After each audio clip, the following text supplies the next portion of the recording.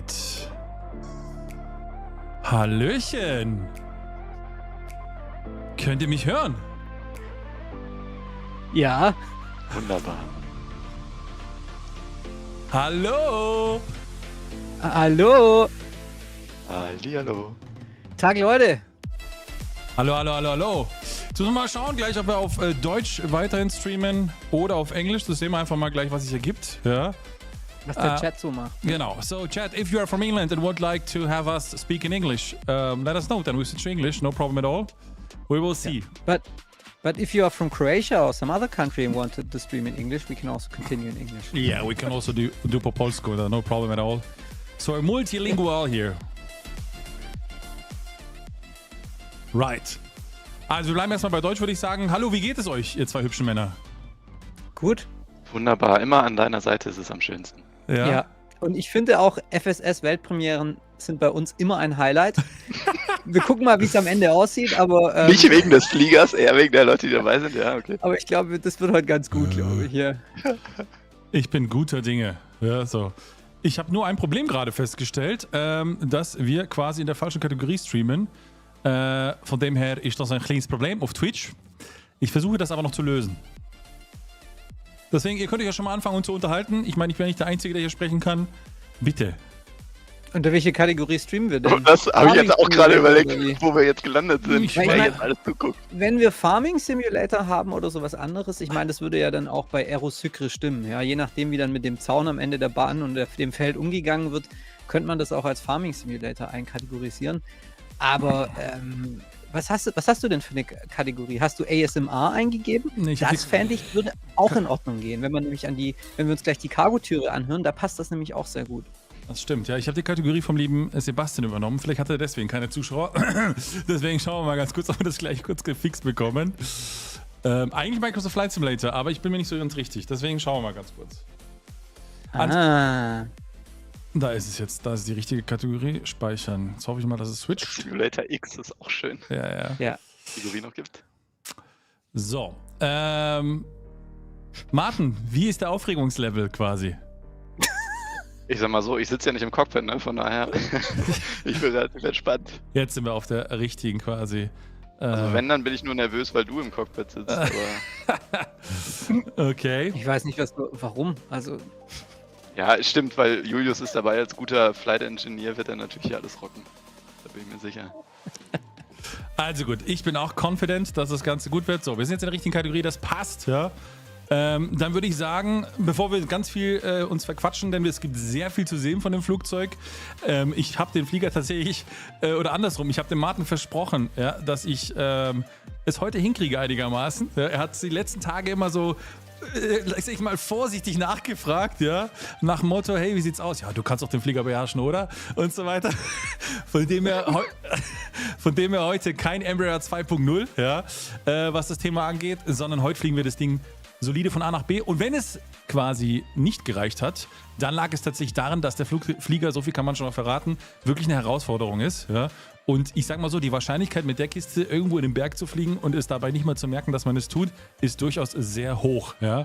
Also von dem her kann das schon passieren, aber ich werde heute quasi mein Allerbestes tun, denn ich bin diese Route schon, glaube ich, 3 oder 4 Mal jetzt geflogen insgesamt und ich bin ganz guter Dinge. Deswegen danke nochmal auch an dich, Martin, hier vorab, dass du dir das nochmal antust mit uns Chaoten quasi. Das ist mir wie immer eine Ehre. Halt mich da raus, Raffi, ja.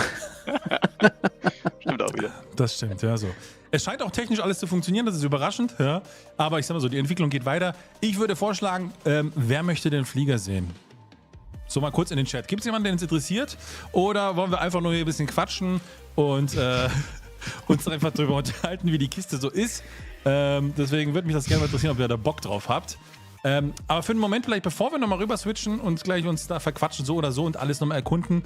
Martin, erzähl doch mal vielleicht ganz kurz, wie kam es zu der 727 und letzten Endes, warum ist sie jetzt heute hier im Flugsimulator, wo sie ist? Du, das ist eine gute Frage. Die habe ich mich tatsächlich zwischendurch heute im Auto auch mal gestellt.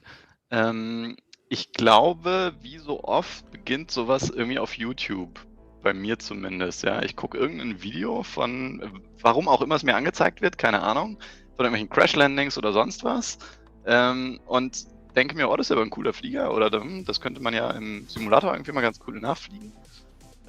Ja, und so fängt ein Projekt im Prinzip an, weil ich irgendwie Bock drauf habe auf irgendwas, weil es irgendwas Interessantes gibt. Ja, und dann nimmt das so seinen Gang. Dann schreibe ich in unseren Entwickler, also in unseren Chat sozusagen, dass ich einmal fallen, ach, was haltet ihr denn von der Maschine? Das mache ich gefühlt einmal in der Woche. Deswegen rollen die immer die Augen schon deswegen. Aber manchmal schaffe ich es dann sogar so weit, dass wir sagen, okay, wir machen auch wirklich ein echtes Projekt daraus. Also, ja, genau. Und das hat jetzt lang genug gedauert. Und deswegen freue ich mich jetzt sehr, dass wir endlich mal die Möglichkeit haben, das anderen zu zeigen und dass alle anderen da draußen auch bald die Möglichkeit haben, den Flieger auch wirklich selber zu fliegen. Wir hatten ja auf der FS Expo schon mal eine Vorabversion gezeigt, die Leute auch fliegen konnten. Das war super. Da hatten sie sehr viel Spaß, wir auch. Und ja, jetzt sind wir fast am Ende. Von daher wird eine tolle Zeit.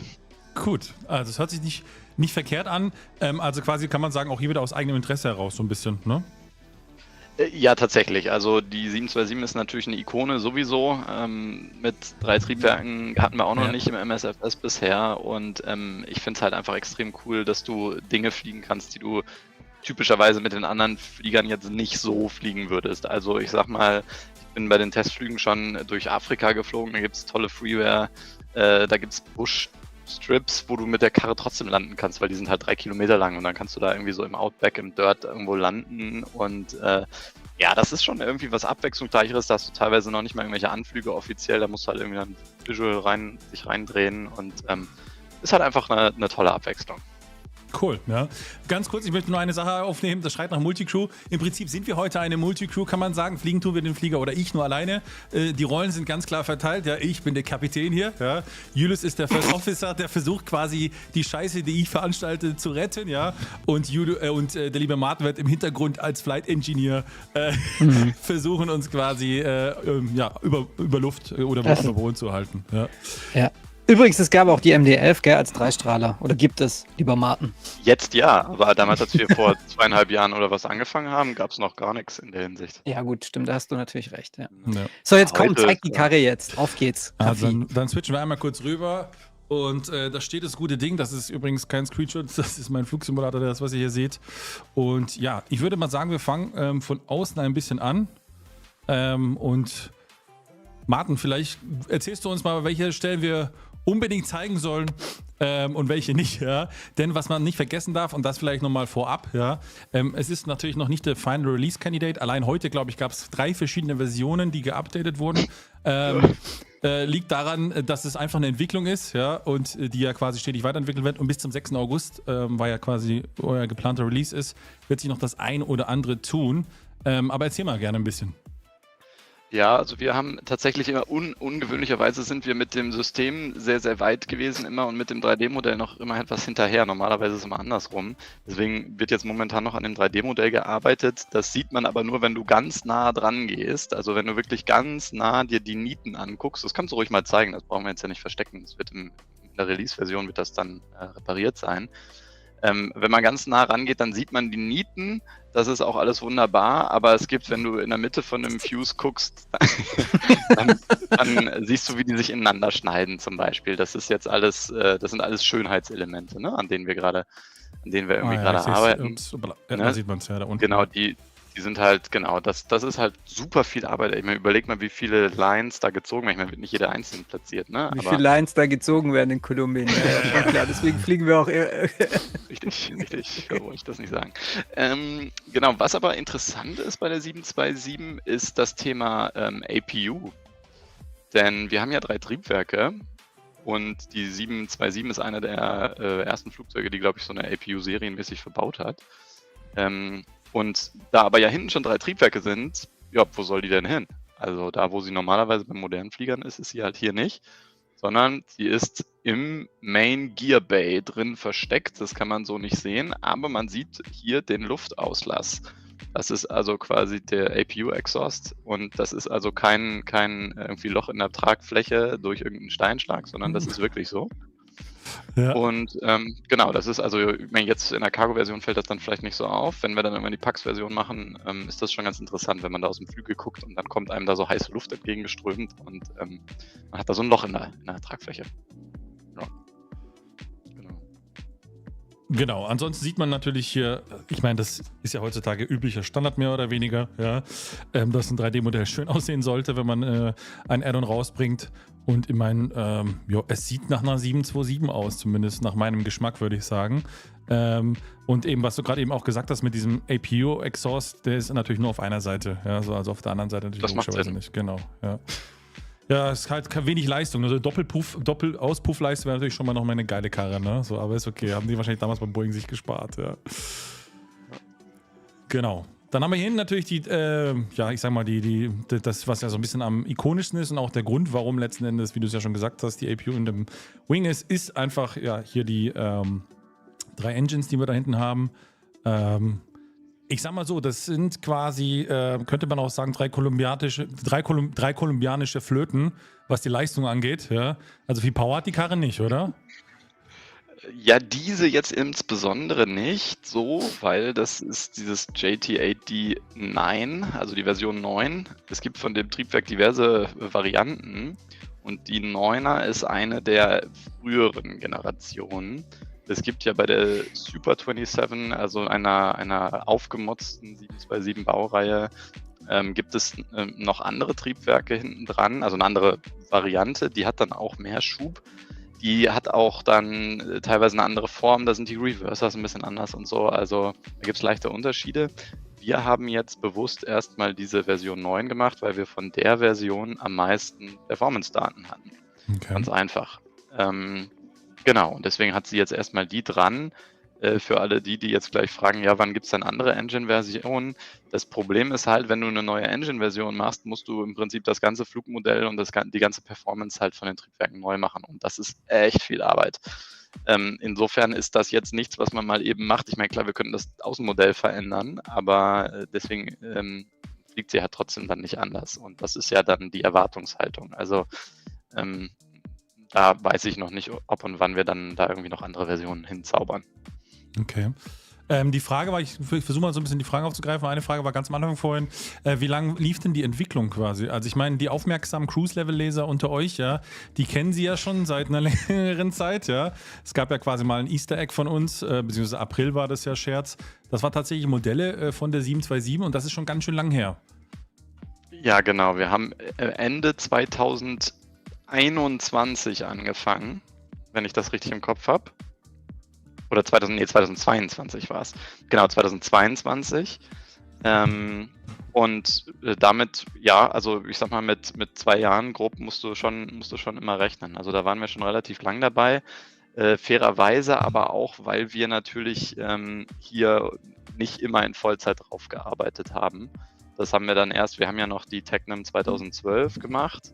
Da war der ja auch mit am Start, ja. Und die hat sozusagen so ein bisschen die 727 unterbrochen oder zumindest zeitweise. Deswegen waren wir dann eben auch mit den Systemen schon viel weiter, weil das war bei der Technem nicht so aufwendig und hängen halt mit dem 3D-Modell ein bisschen hinterher, was jetzt den Workload angeht. Genau.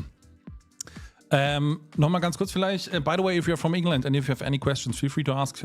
Martin is absolutely perfect in English. When you have seen his beautiful interview from FS Expo, then you know it, so feel free to ask. Gut, dann würde ich sagen, bevor wir jetzt quasi gleich von deinem Englischen weiter in großer Liebe schwelgen, sollen wir mal einmal ins Cockpit gehen, beziehungsweise einmal in die Kabine gehen und dann mal so ein paar Knöpfchen drücken und dann vor allem das Allergeilste an dem Flieger. Ich will natürlich den Rest nicht schmälern, aber Julius, du wirst bestimmt bestätigen. Und zwar, das ist was? Die Cargo-Klappe. Ja. Ja, also da brauchen wir wirklich dann auch Sound, ne? Also da musst du richtig reinballern, den Sound für die Leute da draußen. Also das muss schon sein. Aber mach's jetzt mal auf das Ding. Komm, weil wir müssen abfliegen hier. Ja, die Bananenkisten oder was auch immer, die müssen nach Panama gebracht werden. Die Tigerenten. So. Ja, die schimmeln sonst. Also wenn du hier reinkommst, sieht es, ich meine, man kennt es ja schon ein bisschen, ich glaube, ihr habt ja schon ein Video davon gepostet, meine ich, irgendwo. Bei euch auf dem Kanal, glaube ich. Gab es da nicht schon irgendwie so ein Cockpit-Video mal? Es gab nur so ein APU-Startup-Sound-Demo Ja, mal, okay. wo man das Cockpit noch gesehen hat, ja. Genau, also hier sind so ein paar Sachen quasi umgesetzt. Ups, wenn man da reingeht. Die Toilette haben wir rausgelassen. Das ist eine theoretische Toilette, aber ich würde mal sagen, das ist der Raum, wenn jetzt quasi der Co-Pilot nervt, ja, da wird er einfach weniger eingesperrt, ja. Und ja, dann hat er einfach Ruhe zu geben, ja. Scheiße, wir kommen jetzt hier Ja, raus. bei dem- Doch. Bei der Galley ist noch zu beachten, auch dass, wenn ihr da YouTube-Videos guckt, die ist unterschiedlich. Ne? Also es gibt da verschiedene Varianten von. Es gibt auch teilweise eine Galley, wo quasi dort, wo jetzt die Wand ist, einfach nur ein ganz großes Netz hängt. Also auch das wurde ja immer wieder, da wurden Passagierversionen zu Cargo-Versionen umgewandelt und jeder hat das irgendwie gemacht, wie er wollte, so ungefähr. Deswegen, das ist jetzt halt eine Version, die wir von einer Referenz gebaut haben, aber das ist nicht, da gibt es keine Wahrheit. Also wie auch im Cockpit gleich. Jedes Cockpit von der 727 sieht gefühlt anders aus. Okay. Kurze Frage mal aus dem Chat. Ist denn die Version, die wir jetzt hier sehen von der Aerosucre, ist das dann auch wirklich die Maschine, die von Aerosucre im Moment betrieben wird, oder sind das Super 27s? Das kann ich dir so genau gar nicht beantworten. Bei der Aerosucre ist es, glaube ich, tatsächlich eine Super. Oder zumindest nicht mit JTD9 Triebwerken dran. Die haben ein bisschen andere dran. Und dann noch natürlich eine Frage. Somebody asked, an English-speaking guy, what liveries do come with the release?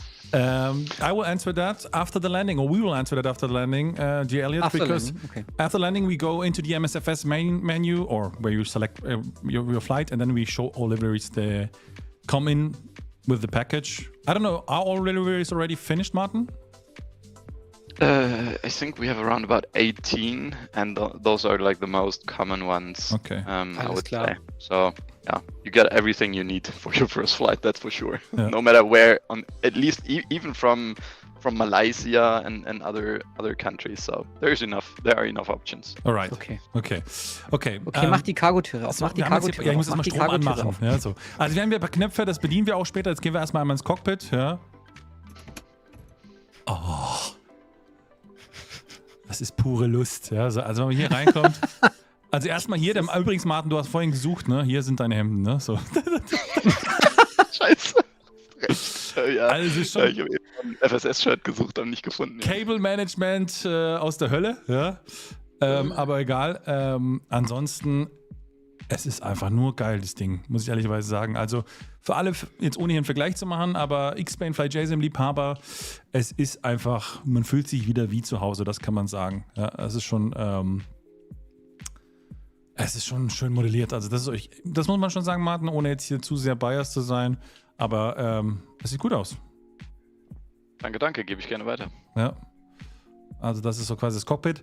Und ja, bevor wir uns jetzt verquatschen, würde ich mal sagen, bevor wir jetzt auch gleich die Tür aufmachen, zeige ich nur mal ganz schnell kurz so 2, 3 Sneak Peeks, ja, was wir so benutzen werden oder coole Features. Die werden wir auch später nochmal erklären. Aber es gibt einmal quasi hier, ich habe gerade draufgeklickt, und links einen sogenannten Crew Manager. Das ist ein Smartphone und mit dem kann man ganz viele Dinge machen. Das werden wir heute auch nutzen. Das ist nämlich ganz praktisch, weil wenn man alleine fliegt, ein Flugzeug, was man normalerweise zu dritt bedient, ist es halt eine Sache, wo man letzten Endes ein bisschen ins Struggeln kommen kann. Deswegen ist es eine super Erleichterung. Ist ein ganz cooles Tool. Das erklären wir später auch nochmal ganz im Detail. Und Cockpit sagt, so oft wie sich Raffi gerade in die Nase greift, ist das in Verbindung mit den heutigen Kolumbien-Themen schon verdächtig. Ja? Mag sein. Ja? Und dann haben wir hier unten nochmal ein Tablet /EFB. Und das ist mal etwas, was es so, glaube ich, in der Flugsimulationswelt, meine ich, schon in ähnlicher Form gab, ja, aber in der Ausführung im MSFS glaube ich noch nicht. Ja, so. Aber da gehen wir gleich nochmal drauf ein. Also es ist wirklich nice. Ja. Aber gut, sollen wir mal kurz den FO die Power-Ups machen lassen und dann quasi einmal die Cargo-Bude öffnen? Machst du es nicht selber? Das Schönste überhaupt, ein Cockpit zu... Okay. Ich glaube, Martin, der traut sich nicht. Geh mal... Ich kann schon machen. Ja, warum? Mach mal die GPU an. Ja, leg mal Batterie auf und mach mal die GPU an. Muss ich erstmal connecten. Sollte ja jetzt gehen. Ist die jetzt... Ja. Ist die automatisch schon da oder muss ich die nochmal hier Nein. Connect. Oh, Dauert aber ein bisschen. Kannst auch mal in der Außenansicht gucken. Steht rechts. Sollte man sehen. Ach, du hast GSX. Ja, GSX blendet die mal aus, warum auch immer. Das müssen wir mit Umberto noch klären. Das war bei den E-Jets am Anfang auch so, ja. Aber man hört sie immerhin. Ja. Hatten wir bei den E-Jets am Anfang auch. Eigentlich, da steht sie eigentlich. Ja, okay. Machen wir mal ganz kurz einmal hier Power drauf. Das heißt, einmal hier an und dann dann hier unten Ground quasi Power on, ne? Ja, genau, auf on, also hoch. Und jetzt musst du Essential Power und du kannst auch beim AC, guck mal erst bei AC, ob auch wirklich Power anliegt. Ganz rechts auf External drehen. Jo, Power ist dran. Ist gut. Gut. Und jetzt musst du ein bisschen warten, das dauert ein bisschen. Wir haben ja schon Ton, also läuft alles. Ja, perfekt. Bumm. Ja, so. Das heißt, wir haben Power auf der Kiste und sie rödet. Does Radio Stack support 833 kHz spacing? Question Martin. That specific one, no, because it just doesn't. But yeah, we plan to implement more instruments and more variants of each instrument and panel to have like a more modern version. This one is a very old version, but you can still use it. I mean, I'm seeing people in real world still flying with old radios. Yeah. It works. But there is a walk around if you use the GTN, for example. GTN, ja. Or the GNS. Yeah. I think also from working title supports this. So then you have, yeah, That's true. all you need. Yeah. So you can fly FlightSim if this is the question. Yes, yeah, you can. Yeah. You can still do that with the classic one though. All right. So let's open. Here's a nice little hatch. Boom. You can open that. And I can close it again. So da kannst du einmal durchlaufen. Und dann bist du hier quasi An, ja. in der Cargo Bay. Und da will ich mal kurz was zeigen. Und zwar für alle Pferdeliebhaber. Details. Ich gehe mal kurz nach hinten.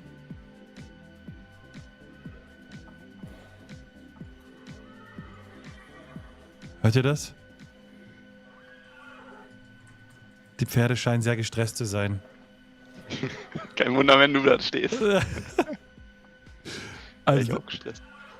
man hört sogar die Pferde. Sieht ein bisschen unheimlich aus, aber okay. Ja, wir animieren die vielleicht noch irgendwann. Na, das ist jetzt Aber quasi. Hatte jetzt nicht so Prio tatsächlich. Genau, Zu jetzt wissen können. gehen wir nochmal ganz kurz. Is it impossible, of course. Is it possible to import SimBrief pilot fuel? Yes, you will see everything. It's working pretty good for the time being.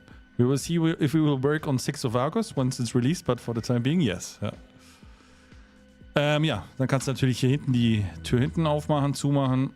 Engine on, guys, yeah. And you can open, of course.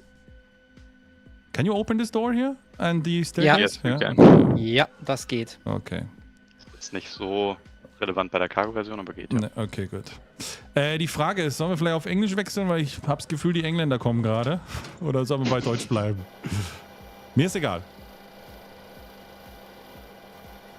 Wie du willst, mir ist das auch egal. Gut.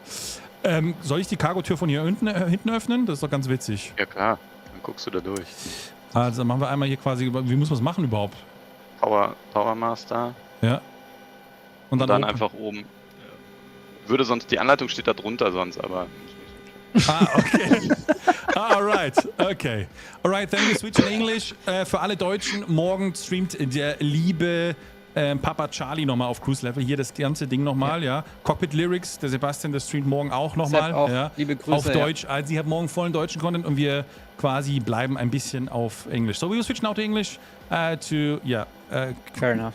to make it easier. So if you don't know how to operate this panel, here is the manual to it. So to open door, extra door control switch to open position. Okay, that's clear. And then blah. Okay, so let's open the door.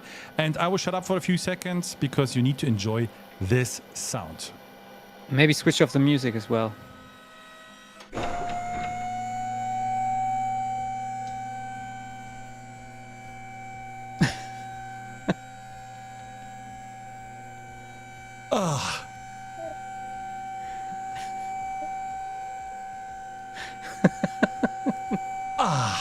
Jesus Christ. I could do this all day long. No flying, just opening the door and closing it. Yeah, we switched already in English. Yeah, And wait once it's fully open, the final sound. yeah, I love that. I really love the speed of the opening. I really like.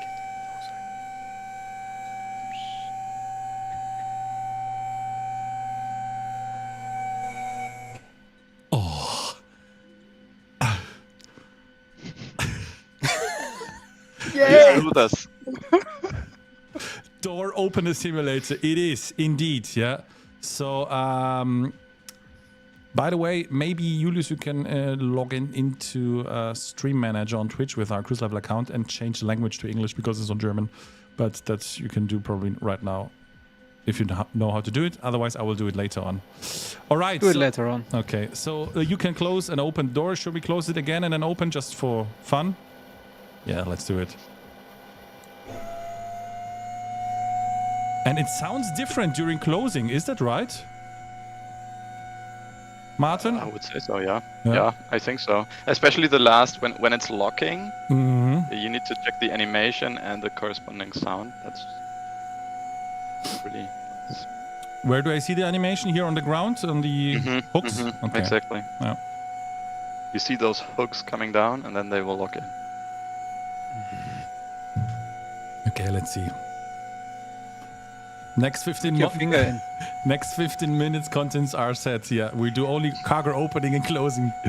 Okay, let's That's easy.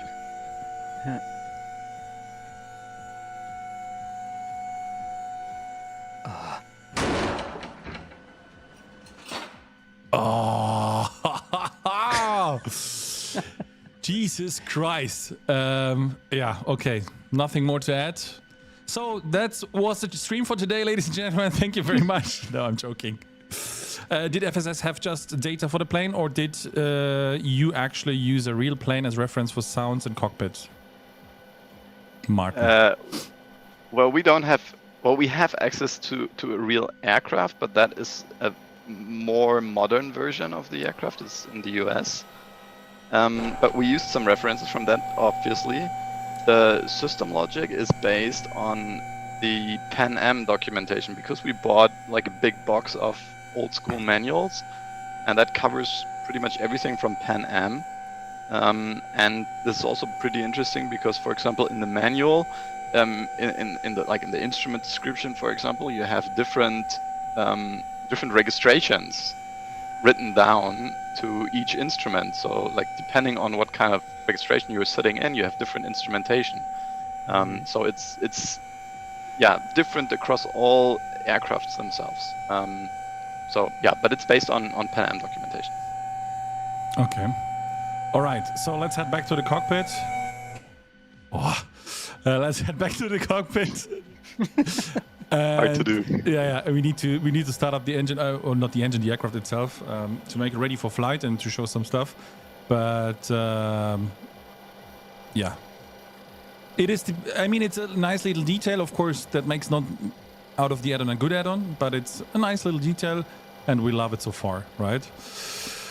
Okay, so first things first, I start with the EFB. If I'm doing something wrong, let me know, Martin, then I will just change it. But I usually start with the loading just to have it finished, and then I can concentrate on all the other stuff to set up, let's say. So just to show you a little bit here from the EFB is on the first side of the EFB, so you can swap sides normally, as you know, from paper. You can set up some stuff like controlling the doors, ground services like cold shocks, engine covers, ground power. So all this kind of stuff can be set. And then you have for the aircraft operations panel state, so 3 different ones, cockpit view. So even you can fly on the right seat, and the cool thing is if you click on right seat, even the EFB, or in this case, this paper notebook whatsoever. Clipboard, thank you, that comes with you on the other side, so that's great. And if you go back on the left side, so even if you like flying from the co-pilot side, you have all the necessary things you need to have on the other side.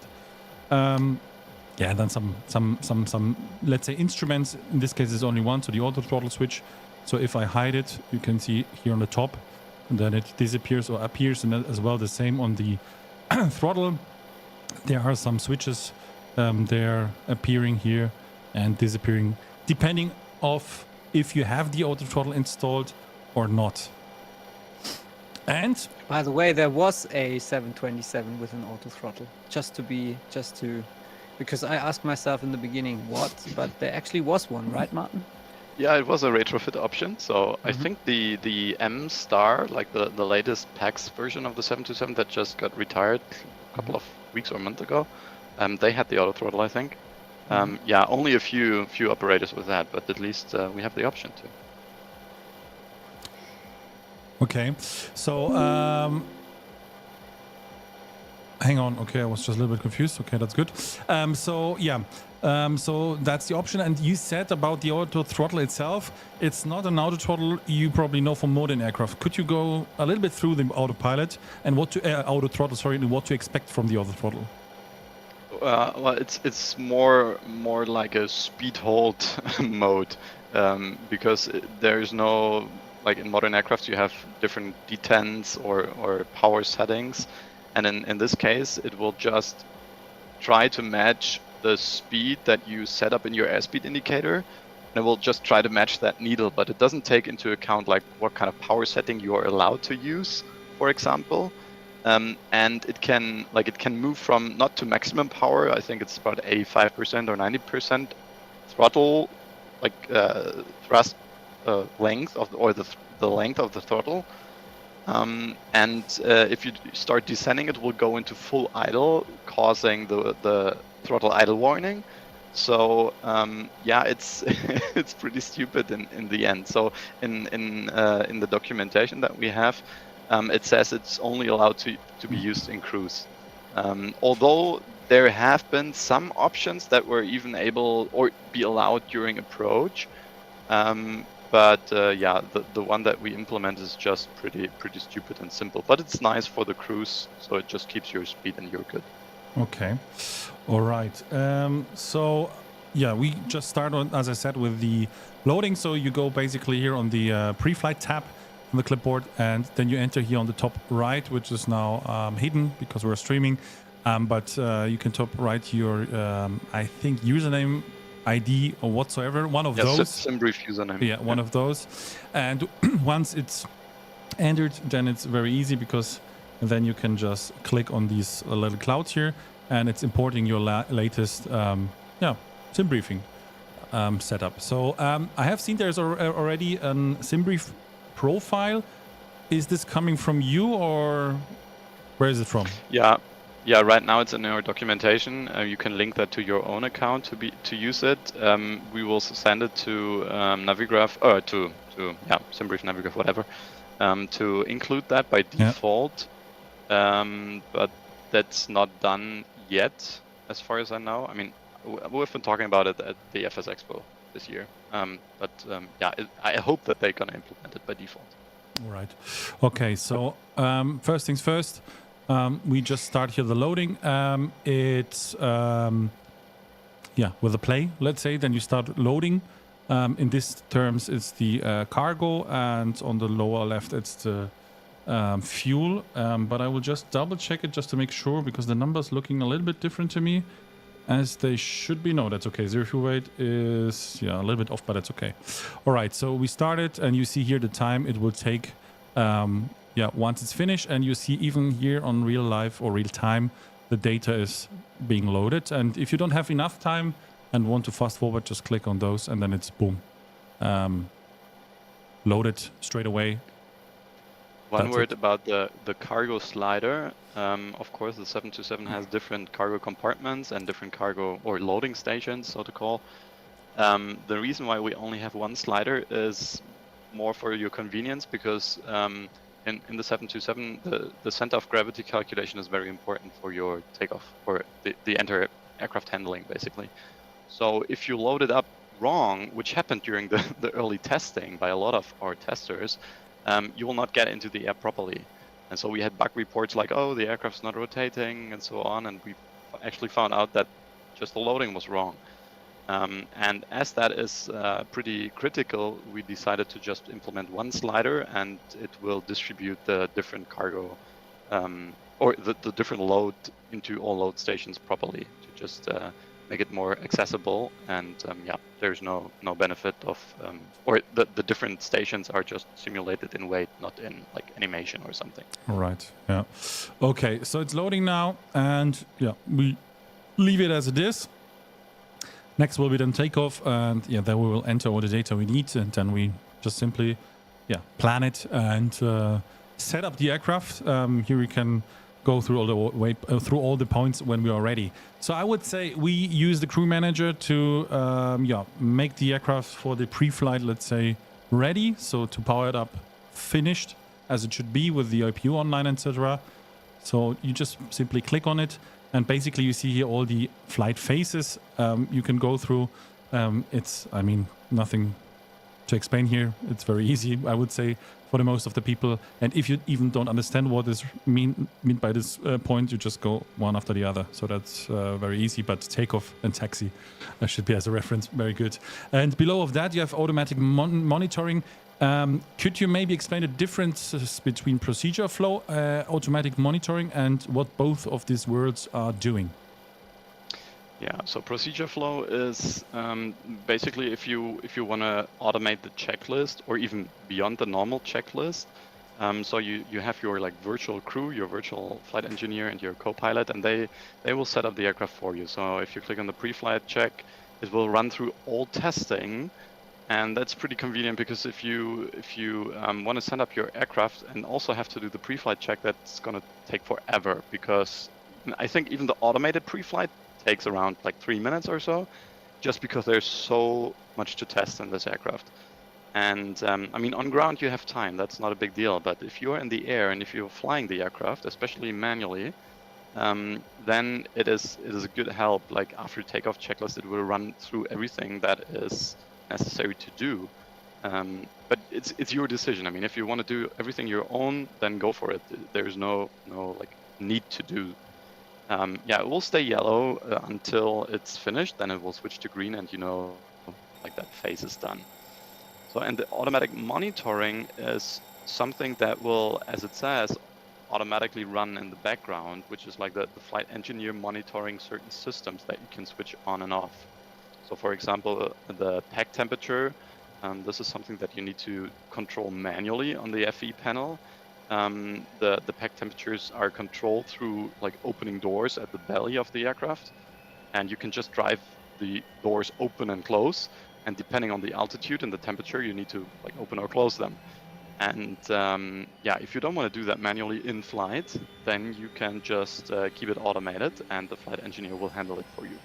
Same for the fuel feeding. I think during cruise we will talk about the fuel feeding again, because this is very special in the 727.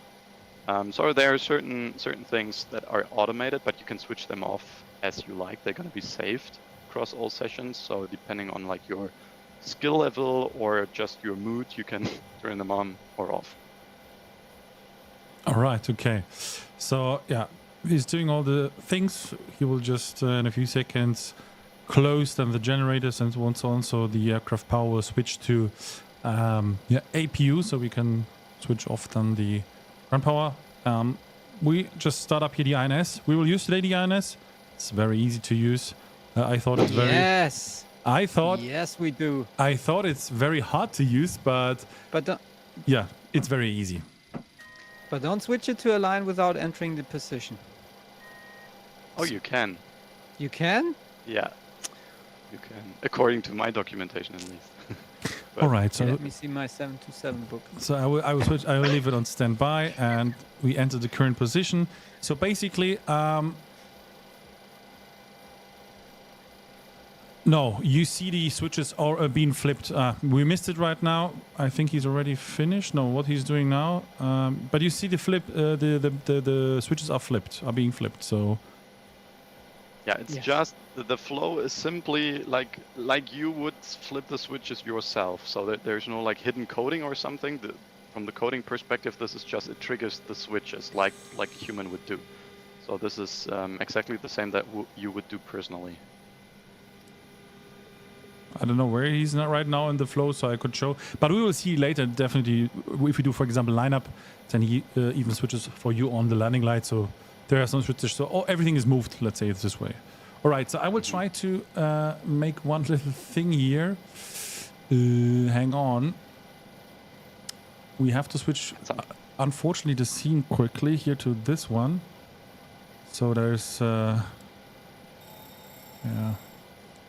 Hang on, we will be back in a few seconds. I would like just to bring on the iPad here with myself.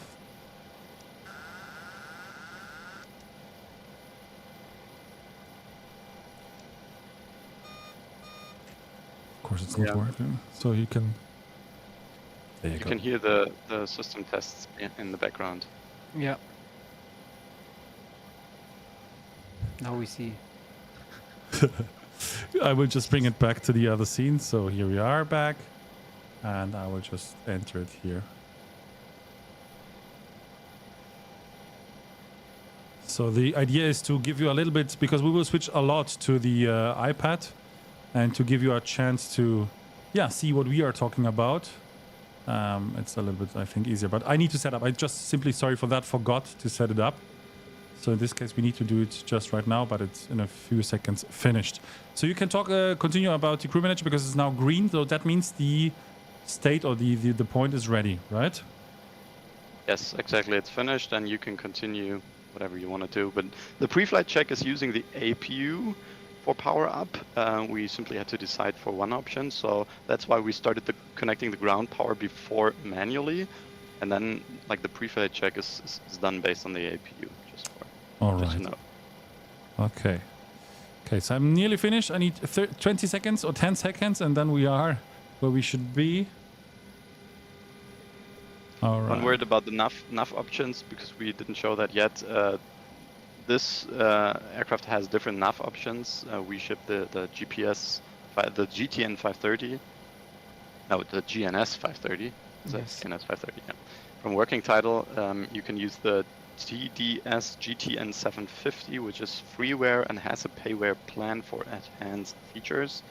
And we also have compatibility to the TDS GTN XI, even more advanced. And they are coupled to the autopilot, of course, so you can fly your full RNAV if you like to, at least lateral. And then we have the INS, of course, and you can go like fully manually with the VRs if you like. And in the future, we also ship the GNS XLS, which is like an old school FMC or a very advanced INS, depending on your liking. It is also for lateral tracking, and it's like a retrofit FMC that is still in development. We planned to release it initially, but then we had so many requests about the INS, so we decided to put more efforts into the custom INS first, and then like delay the GNS XLS just for a little bit later. But it will be shipped for free. You forgot the PMS. I think the PMS GTN is also in there, isn't it? Because I used it. Yes. Yeah, I mean, PMS GTN 750 and TDS GTN XI. All right, very nice. Yeah. So those are differences. All right. And of course, I mean, who needs a GPS? You fly this thing with an INS. Come on, guys, it's vintage. Yeah. It's vintage. Use your brain. You don't need a display. You don't need magenta lines. You need to use your brain where the waypoints are, and then find out, hey, the aircraft is not flying where it is supposed to be flying, and that's the cool challenge about it, I think. Of course, if you program it wrong, yeah. All right. But let's see how Rafi will do it. Okay. So first things before you know what you enter here, I will show you now the iPad, which I just added. Why it's fading in now. All right. It's doing not what I wanted to do, but anyway. So then it's fading. That's also okay to me. I don't know why it's fading. Show transition should be swipe. Who cares? No, I want to have it. Kurva. Slide. So now it should be good. Perfect. So basically that's the briefing today. And if you go on to charts, so if you go on the airport charts, then you see here the charts you already know. And then if you go here on parking stands coordinates, and there's written the coordinates. And those are for aircrafts like modern standard aircraft, not anymore an, let's say, issue. I don't know if real pilots in modern aircraft are still using them just to verify they're on the right position. Maybe, I don't know. But especially for the older aircraft like we are flying today, it is mandatory or necessary. Sometimes it depends on the airport. If there is even here the gate number, below the gate number is also written the coordinates.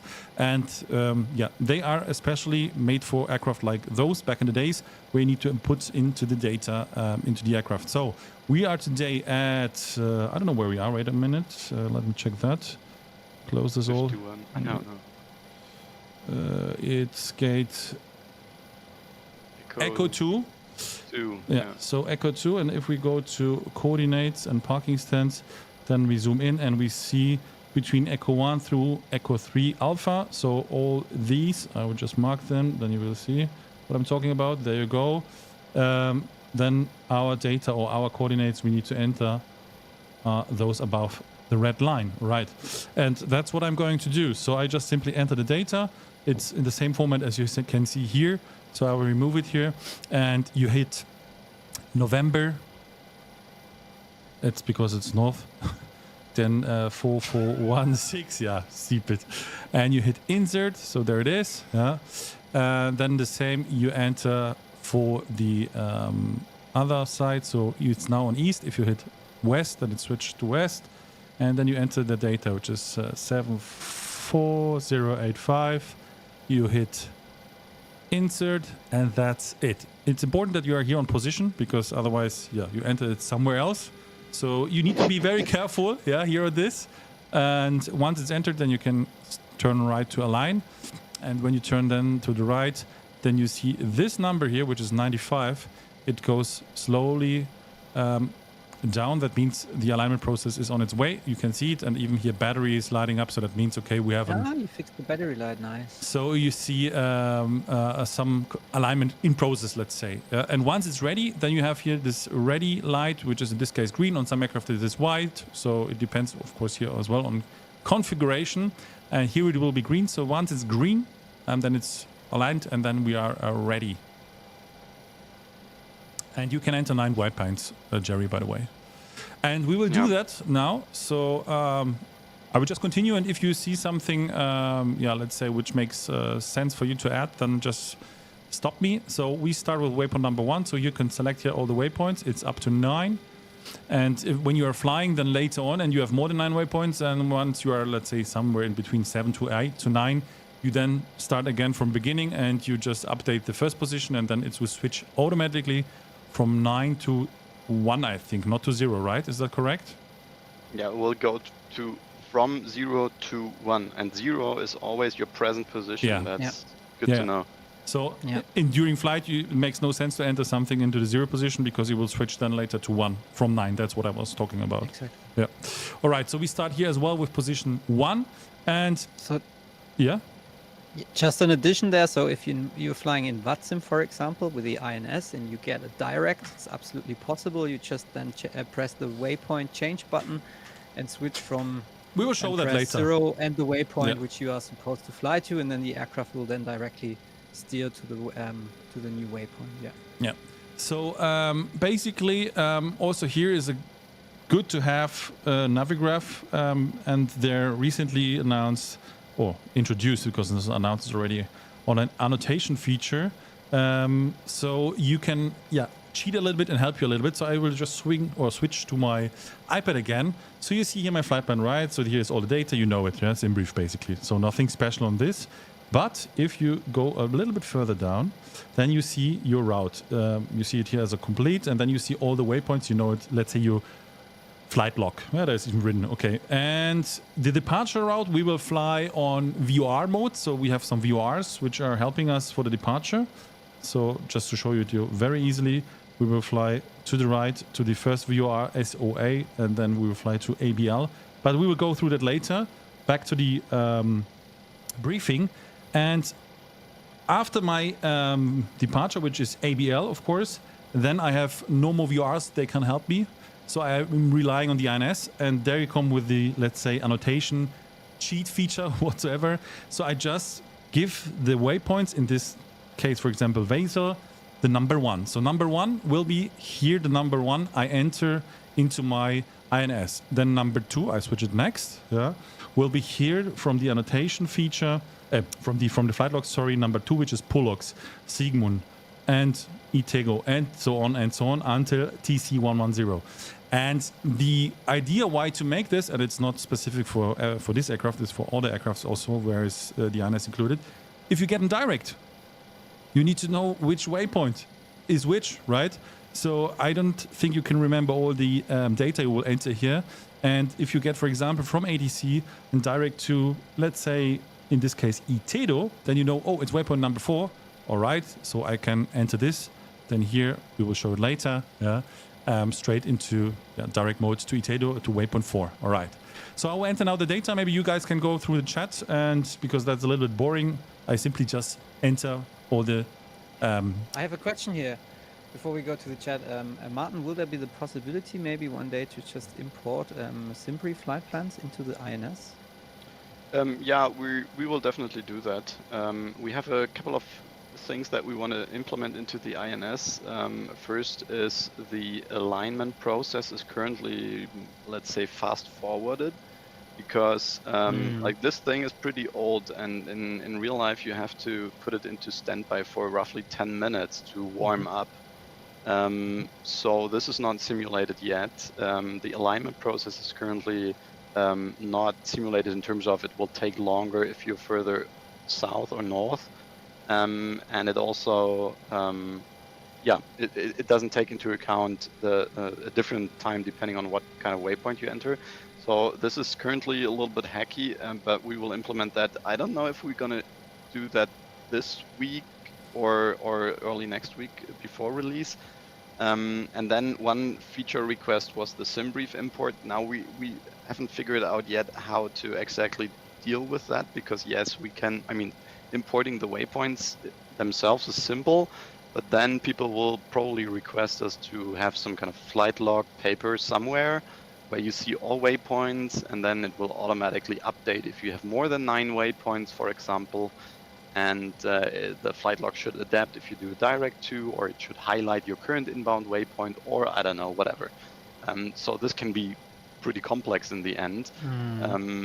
Right now it's actually fun to put in the waypoints manually.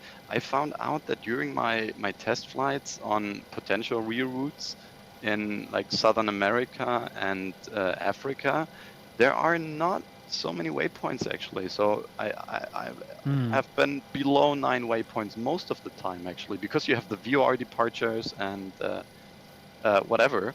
So it's, I mean, it takes some time, but yeah, we'll put in more features later down the road.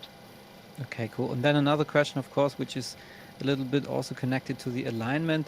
Will there be the possibility to do DME position updates? You know, all the Concords pilot, I think, will know it, and the other guys who used to fly INSs back in the days with the old simulators, so that you can tune in a VOR and that the INS can update and precise or make its position more precise with the help of a VOR. Will that be possible too, maybe in the future? Yes, but there are 2 versions of the INS. Because okay. So the current version has the drift implemented. Yes.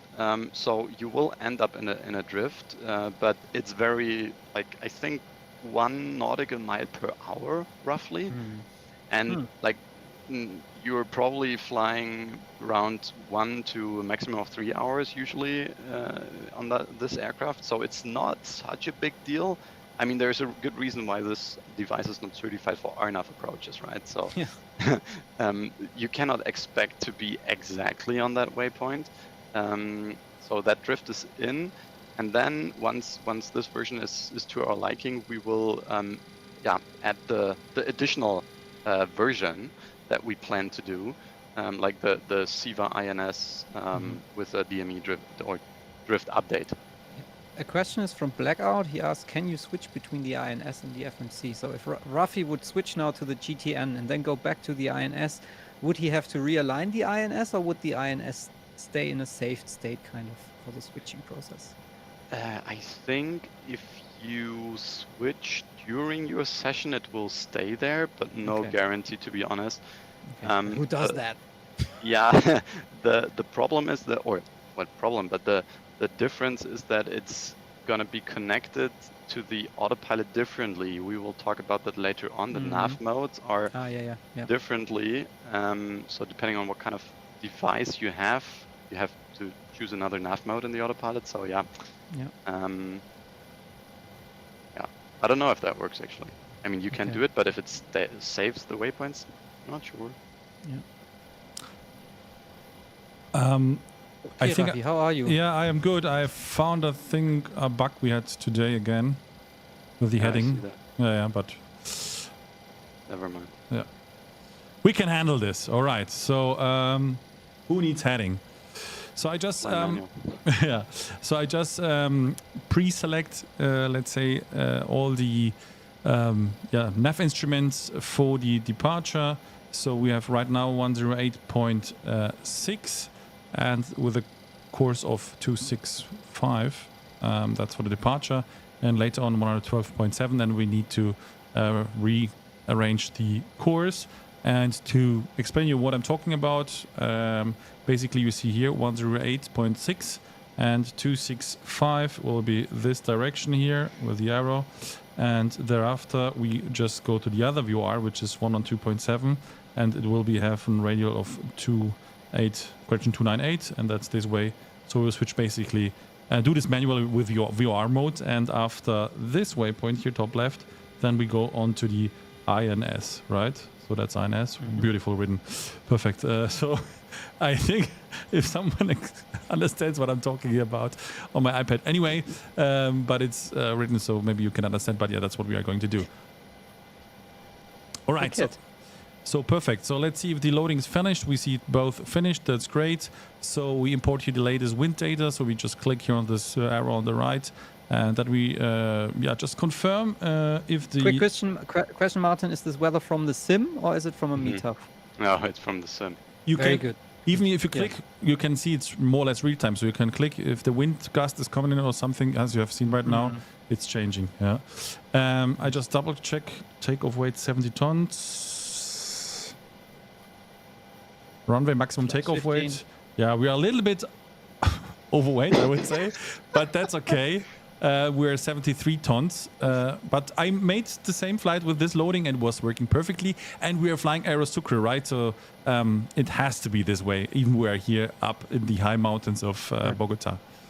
It's all fine. The maximum takeoff weight for this aircraft is only 70. For this runway. No, it's for this runway. Yeah, that's a good right. In now those I get conditions that we currently have. No problem. Limited by the runway.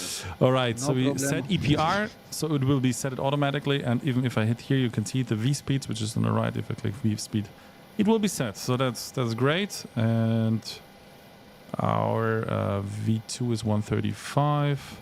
So we select plus 10, which is around here, just for the procedure later on. Right. So I would hit before start, and then once we are ready, the machine is prepared. I just only need to add here this on the pressurization panel. We're leveling 280 today, and the landing altitude is 130. All right, that's great. Are you flying on VATSIM today? No, I'm flying not VATSIM, Okay. but I can connect if you guys would like to fly with me together. No problem at all. No, it was just a question from the chat, so no is the answer. I'm just connecting to make Martin happy.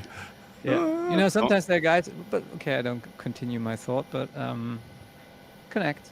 File a flight plan. I mean, come on, spend another 10 minutes. No. on I mean, stuff. in the end, it's easy if someone is, if something goes not as we would like to have it going in terms of VATSIM, then we can just simply disconnect. So no problem at all. Are you happy? Don't forget to close the door. Yes, that's what I'm going to do right now. So I just connect. I'm finished in 5 seconds. Boeing 722. By the way, Martin, is there a plan, which was the earlier question, is there a plan to integrate a GSX, some kind of, handling the fuel, handling the loading, that the how we know it from the maybe PMDG or from the Phoenix? Yeah, so we have a GSX profile included in the aircraft, so you don't need to download any specific profile.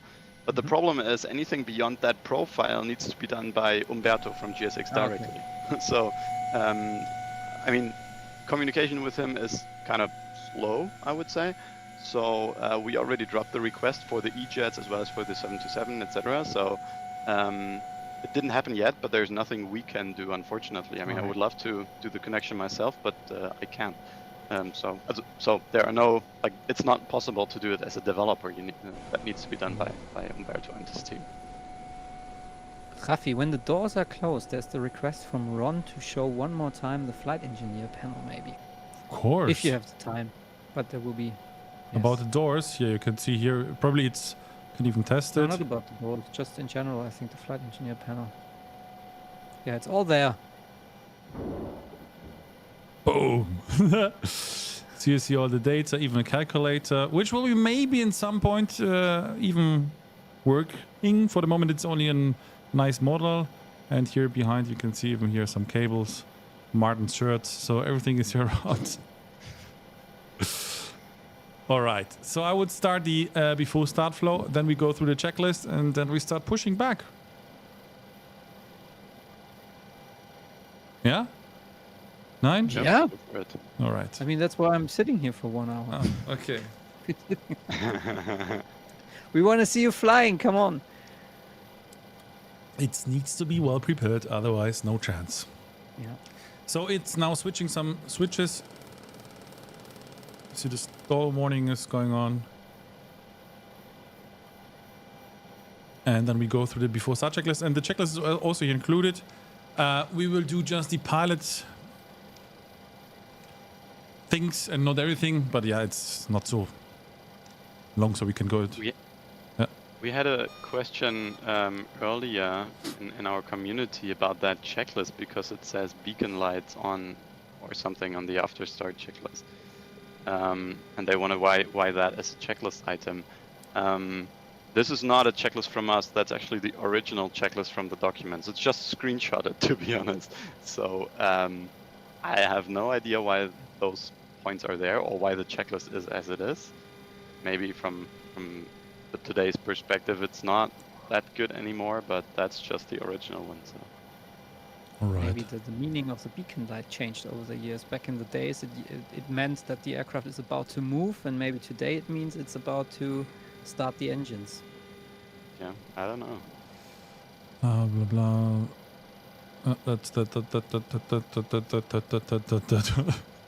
All right, so everything is done. The checklist is okay. Before start is ready, so I will just request as you know here from your old 1,500 other million flights for pushback and departure with G6. So it will remove in a few seconds the door, not the door. It will not remove the door. It will remove the stairs, but close the door. And then once we're ready, it will start pushing.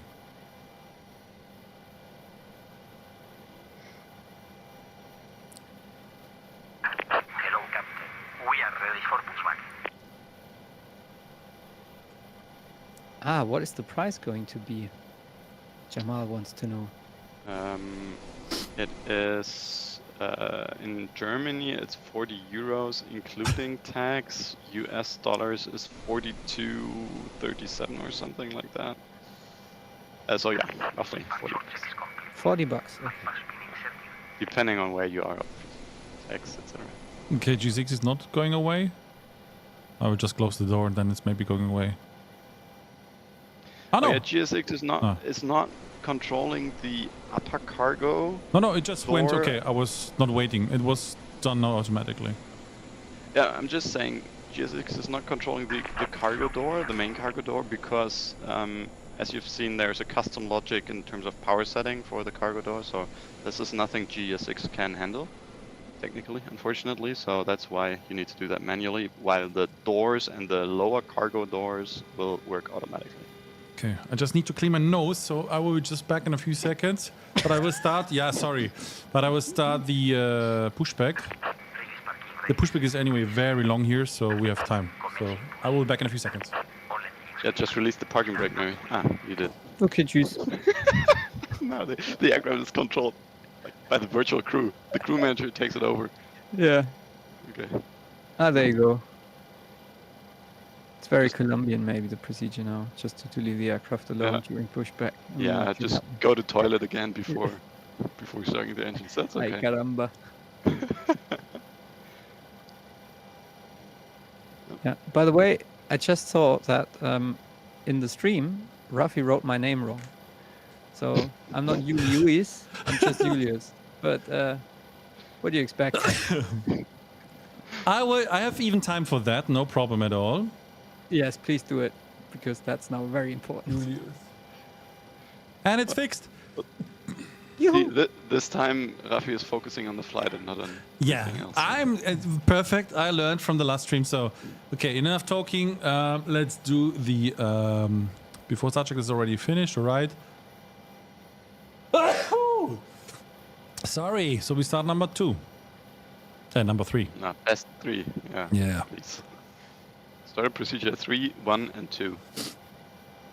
We will follow, sir. So once we hit N220, we just, as we are used from other Boeings and other aircrafts, we hit the fuel flow in. So we see it should rise. Yeah, it's rising. There you go. EGT is going up, or the exhaust temperature in this case. And oh, it's getting hot, but okay. No explosion.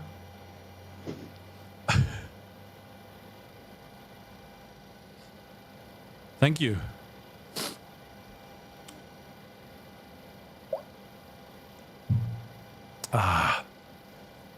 So number 3 is running.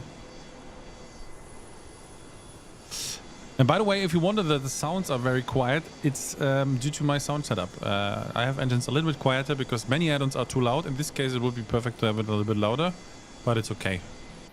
You will hear it in a few seconds when I open here the window and start the, as you do normally in Colombia, and when you start the first engine.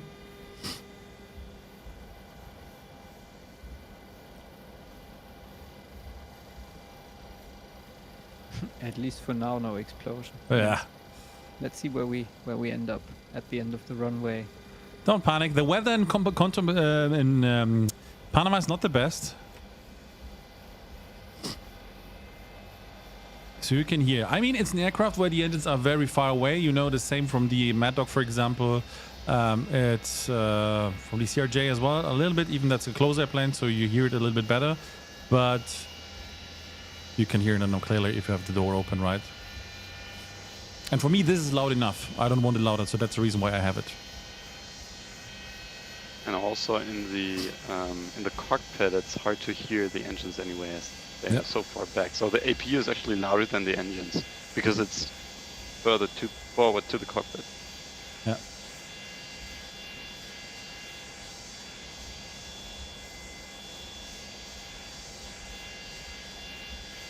So is anybody else flying with us on VATSIM, or we're just asking about VATSIM and nobody is flying with us?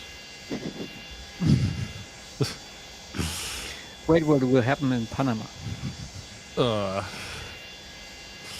right, there's one aircraft. All right, so he's pushing us to the front, and the question is, how were the sounds recorded? But they are not recorded at all. That's we always do it by sampling our own sounds from recordings that we have. So the difference is that we create our own sound set by sampling everything new, which means they are actually like a combination of tons of references together into one good sound. That's how we do it. So we take whatever we have. As I said, we have access to a 747 in US. And that is still, well, it's not in operation, but it's operationable somehow. So it's from a museum, but it could fly. Yeah, those are references, etc. All right. We have 3 good starts. So we study off the start procedure, I would say.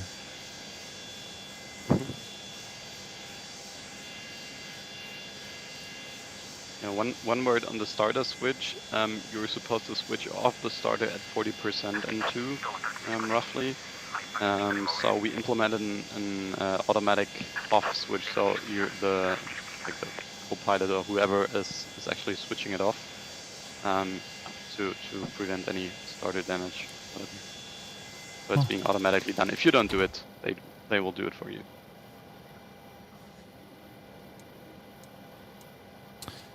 Let's go flaps 15. I think the calculation was flaps 15. Just yeah. double check. Yeah, flaps Yeah. 15. Yeah, that's the default setup, and that's why the limits are in 15 in the clipboard. If you switch the takeoff flaps to anything else, the performance will change, of course, but the limitation will be still on flaps 15, and the reason is that there are only numbers available for flaps 15 in our documentation. I don't know why they didn't do it for other flap settings, but that's just that we have, so All right. it's not a bug. After start levers, idle detent, that's the case. Beacon lights are on. Perfect. Engine anti-ice is all off. That's good. And on the engineers panel, we can go here and then here, so you can see as well the checklist. Electrical power is set, boost pumps are checked, and B pumps are on. There you go, they are on. Hydraulic pressure is to be checked, it's all in the green, so that looks good to me, and quantity is also fine. And lights are out beside of the APU because it's probably shutting down right now.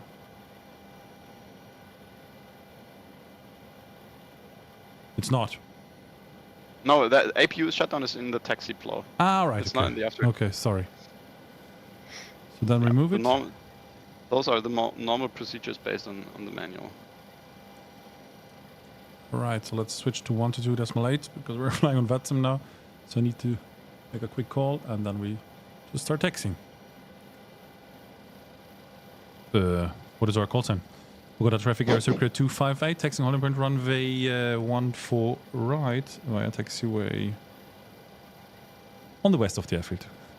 Bogota traffic. Well, taxiway straight ahead. Yeah. All right, so let's give a little power here.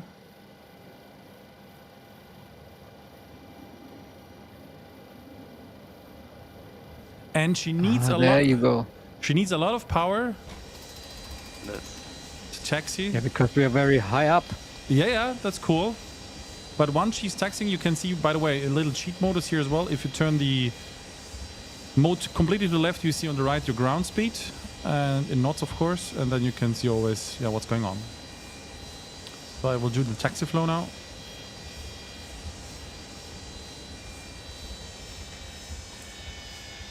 Oh, these sounds. So if you like loud engines, just fly with an open door or open window. Then you have the beautiful sound of the engines. So taxi flow is complete, so it should be now. Ah, you were right, of course. Can you show the aircraft from the outside, especially the flaps? Yeah, of course you can. I can show.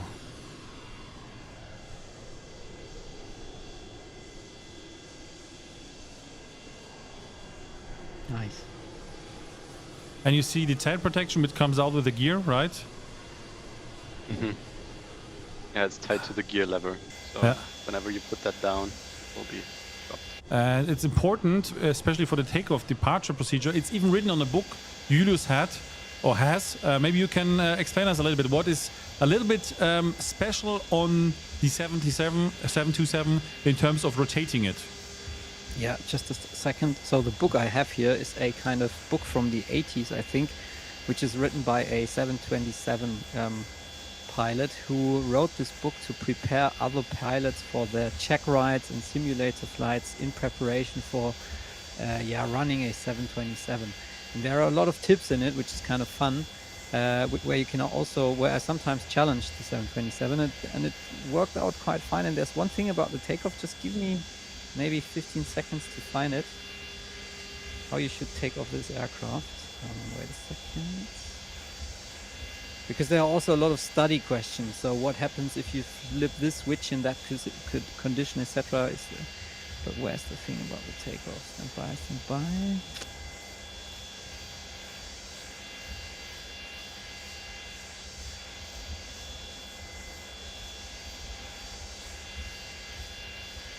There's even something about power back procedures.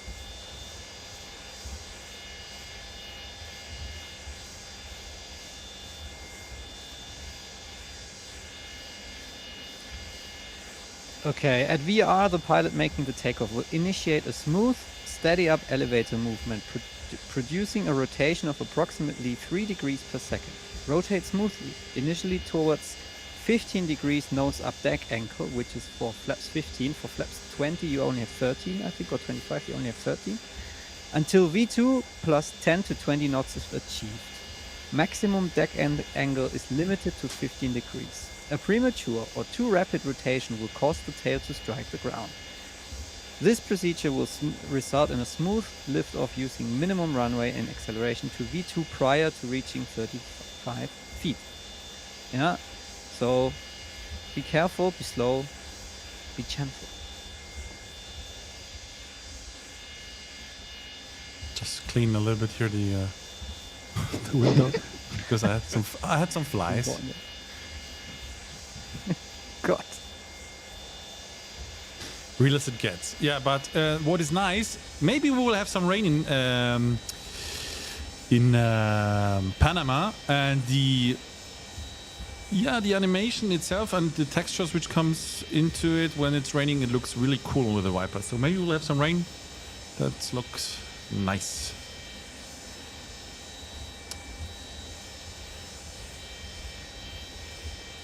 Okay, we text a little bit faster here, 20 knots, just to get down to the runway.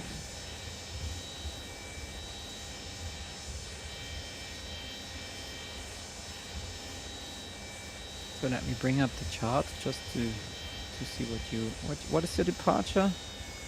Chart 10-3. So you can see basically we're now taxiing where the magenta arrow, and we're going to the end of the runway. 1 for right, 1 for left would be probably the right one, but it's okay. And the departure is basically a right turn, and then we do all this stuff with the VR mode. So that's easy, I would say.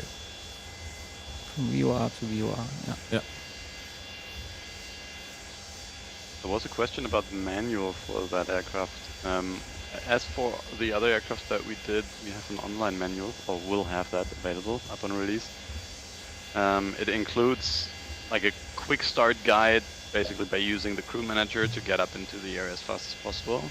But it also includes like a full description of the systems and more procedure highlights, like how to start up the APU, for example, especially if you do, for example, the APU fire test. You have to do a fire test reset twice, otherwise your APU won't start again. This is something you just have to know if you do it manually, so I highly recommend to read through the documentation if you want to do procedures manually. If you don't want to do it manually, then just go for the crew manager and they will handle everything. All right. So we're close to the end of the runway. And I know from the landing light that it's done automatically by the system. I would like to show that, so that's the reason why I bring up the iPhone again. And before takeoff, if I start the flow, then you will see in a few seconds how the landing lights are operated by the virtual crew. So it's, there you see strobe lights going on, landing lights going on. Everything is set up as it should be, and I'm doing nothing here. So the only thing I'm doing here, I'm doing nothing here. Yeah, the only thing I'm doing here is a great score, which is 727-200. TRA, motor brakes and RTO. That's good. That's done. Before takeoff, checklist of flow is complete. So I will do the checklist before we line up, and then we line up, and then off we go. Hold on to your heads, people. Or to your horses, which are also in the cargo area. Yeah, so just keep in mind the takeoff is quite shallow, so you will pitch up, you need to wait a couple of seconds to get the lift off, and then you stay at that attitude until you're fully clear, and only then you can start pulling it up.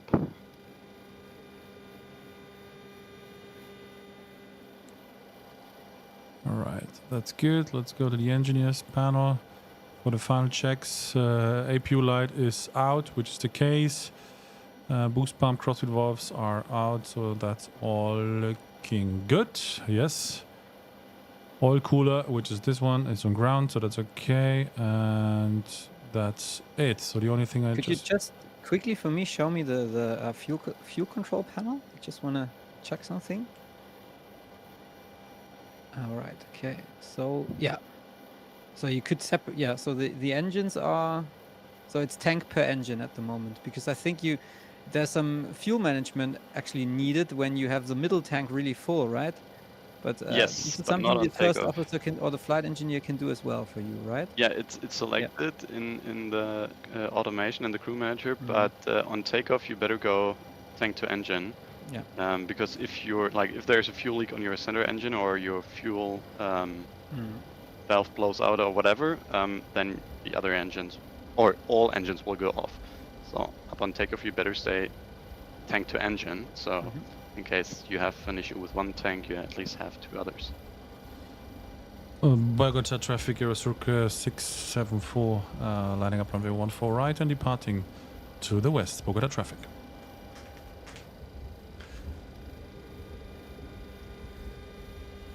Okay, because we're overloaded with 3 tons and it's Bogota, I will just stay on the brakes a little bit. So EPR is set to 214. Just making check if it's right. Yeah, that's good, that's good, that's good. So I would say I tune up a little bit the music, shut up and enjoy the takeoff.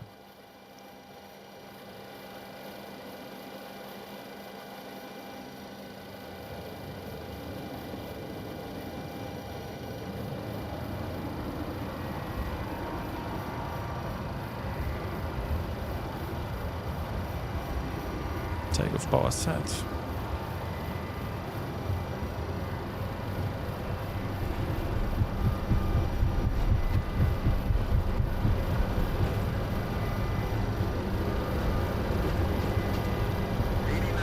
Checked. Throttle hold.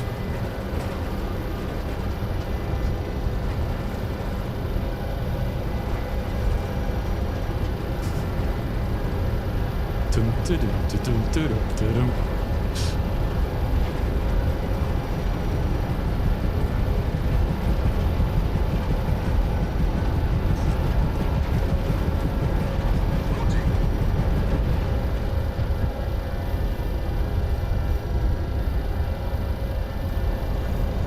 She comes. Mamma mia. Gear up. Oh, that was easy. We could load it in a bit more.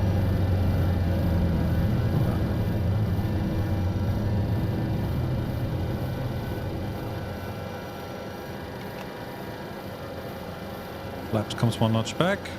View rotate +10. And we're climbing 9,100 and then we start turning to the right. So you see we are high and heavy. And we turn now to the right. Really nice how she's crawling out. Yeah. Sweet.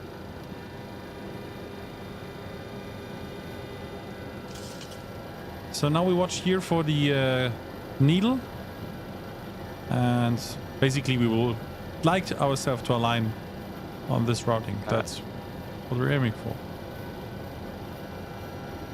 Did you set up the first VR onto the HSI? Yeah, that's it. That's Okay, got it.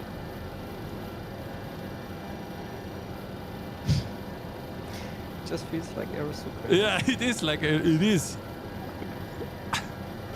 All right, flaps 2 coming in. Speed 190. Let's bring the nose a little bit down.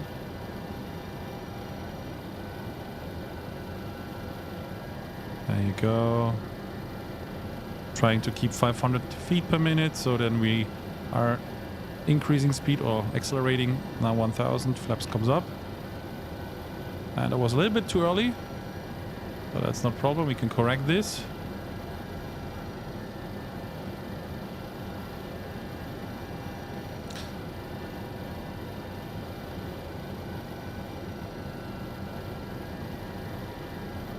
There you go. And once we are coming in range of 5 miles, which is in a few seconds the case, then we switch to the next VR and turn course heading, or not heading, sorry, a radial 298. And then we try to catch it, right? So there you go, that's okay. Now we're in 5 miles ring. Let's bring a little bit back to, there you go. So Second VR.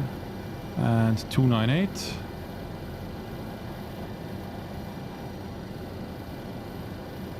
There you go. And then we turn right and catch the other one. We're still climbing. Speed is 250. That's what our plan was to be. And once we're aligned, let's leave it like so. We turn on the autopilot, which is here, and we go on. We are not. I'll select and AIS hold. Don't forget to run the after takeoff checklist. Yes, I will do it now. After takeoff flow.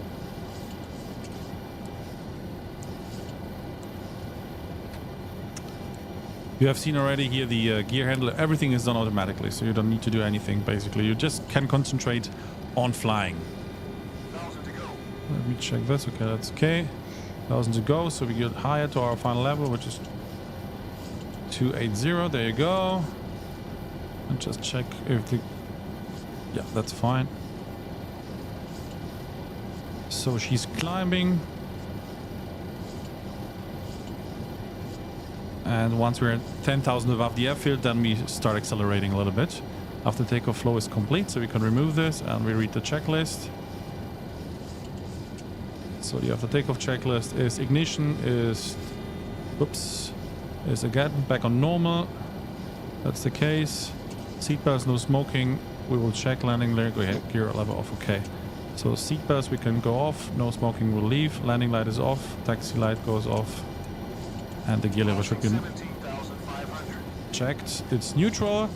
So that's done for the pilot's checklist.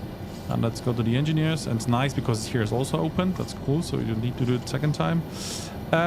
Is here hydraulic pumps are checked. Auto pack trip is code out. So let's see. That's the there's the auto pack trip.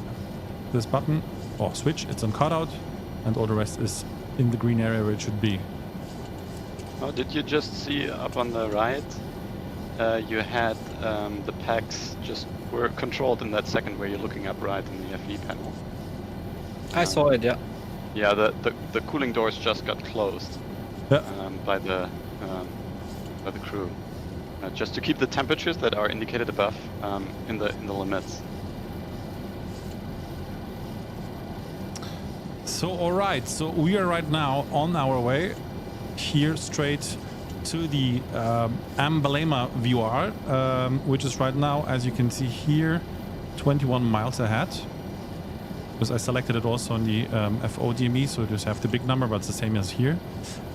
So 21 miles ahead, and once we passed this waypoint, so then we switch to INS mode, and then we go with the direct to first waypoint function, which is will be entered in here, and then the aircraft simply flies to the first waypoint we entered here, which is this one. By the way, you still have the auto throttle version enabled, have you? Yes, I have, but I don't use any auto throttle because I would like now to go to VS mode back and accelerate a little bit. And once I have a speed where I'm happy, then I go back to IS mode, and once I'm in air, then I will engage the auto throttle. In terms of cruise, yeah, exactly, because I'm already in air. And maybe Martin can explain a little bit the difference now between the when you couple the INS and the GPS, what mode you have to use in the autopilot. Okay, so first of all, you have to understand what system is feeding the autopilot. So in a normal condition, let's start with the VR where we are right now. You have the HSI, where you have the course and you have a deviation from that course, and the autopilot is simply tracking that deviation. So it tries to be to keep the needle centered, simply as that. Okay, and if you have a GPS like the GNS 530 or the GTN 750, this one is coupled to the HSI as well. So what it does is it sets up the course for you automatically. And the autopilot is again just following the HSI. So if you want to fly from a GNS 530, for example, you will just set up the nav lock mode in the autopilot, just as you do for VOR navigation, because you're just following the HSI. The autopilot is just doing what the HSI is showing. And in order to switch the source from an actual VOR to the GPS, you have this nav GPS switch above the altitude pre-select. So you switch that to GPS, and then the source of the HSI will be the GPS, and then the autopilot will just track that HSI. Now on the INS, this is different. The INS is totally independent. It's not setting up any course on the HSI. So that means you need to have another nav mode, which is auxiliary nav. And in that mode, the INS is controlling the autopilot directly and feeding the deviation of the track that is supposed to fly into the autopilot. So that is the main difference. So to keep it simple, the INS is on aux nav mode. All other navigation modes are on lock, except for ILS of course, but are on nav lock. And then the source of the HSI is controlled through the nav and GPS flip switch. Yeah, very nice that that roughly when we talked about this showed us the autopilot. Not, but anyway, we will see it in a second when he will activate it. And then there is a question in the chat about the flight director, which is also interesting in the old aircraft, right? It is, because the flight director is totally independent from the autopilot. Oh shit, we missed it already. Wait a second. I need to switch now to INS, I think. Yep. Ooh, sorry. So we make a waypoint change 0 to 1. We hit insert and switch to auxiliary nav.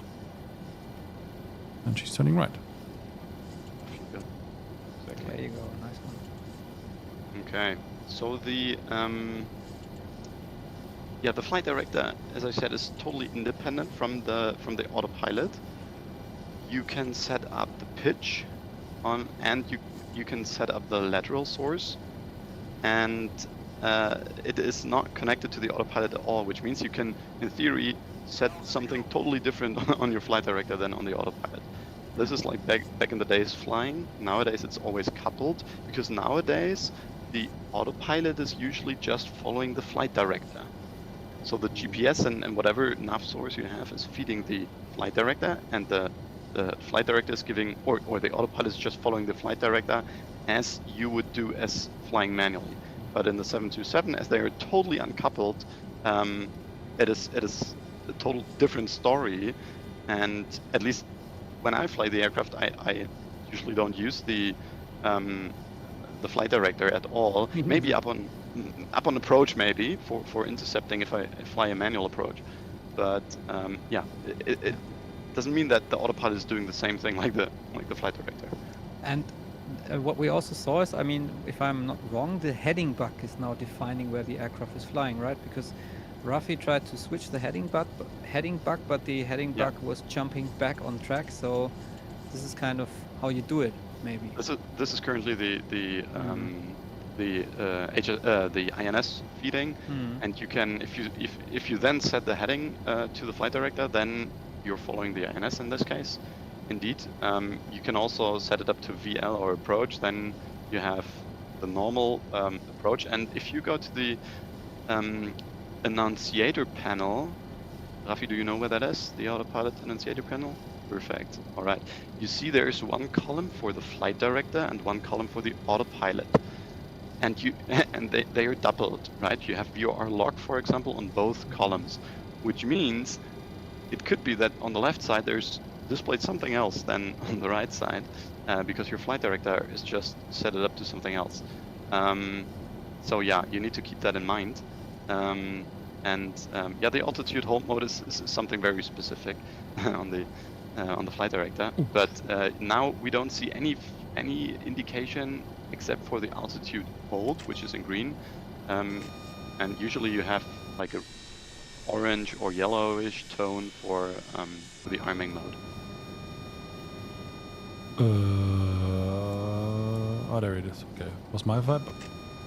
No, you just didn't set up the speed. No, it is. It's just reducing. Wait a second. It's just reducing. Yeah. So. I said this one is stupid. So okay. Yeah. So you need to keep in mind for the auto throttle, there's an orange bug on that airspeed. indicator, and that is the feeding for the target actually for the auto throttle.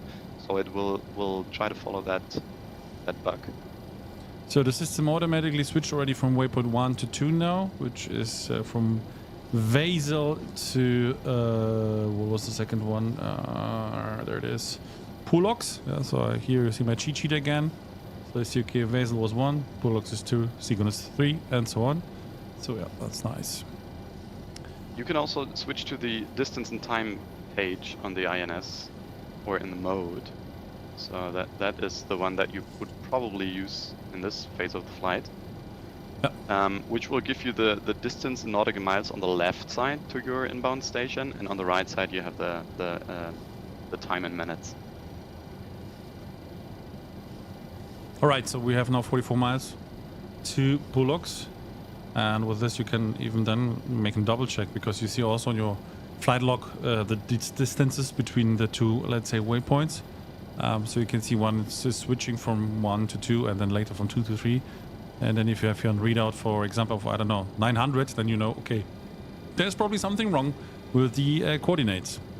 Yes, that is especially important to check when you overfly a waypoint, to check the distance. If there is a significant difference between the distance on your flight log and on the INS, then you definitely typed in something wrong. Okay. Because you will not know until you actually get to the waypoint that you entered, right? If you don't check it like this. All right. So, I don't know if I'm completely wrong. So the next distance, once we pass the 37, or we'll be at 0, should be 157. So we can see, yeah, according to my flight plan, if it will be the 157 as the next number, so we can just double check.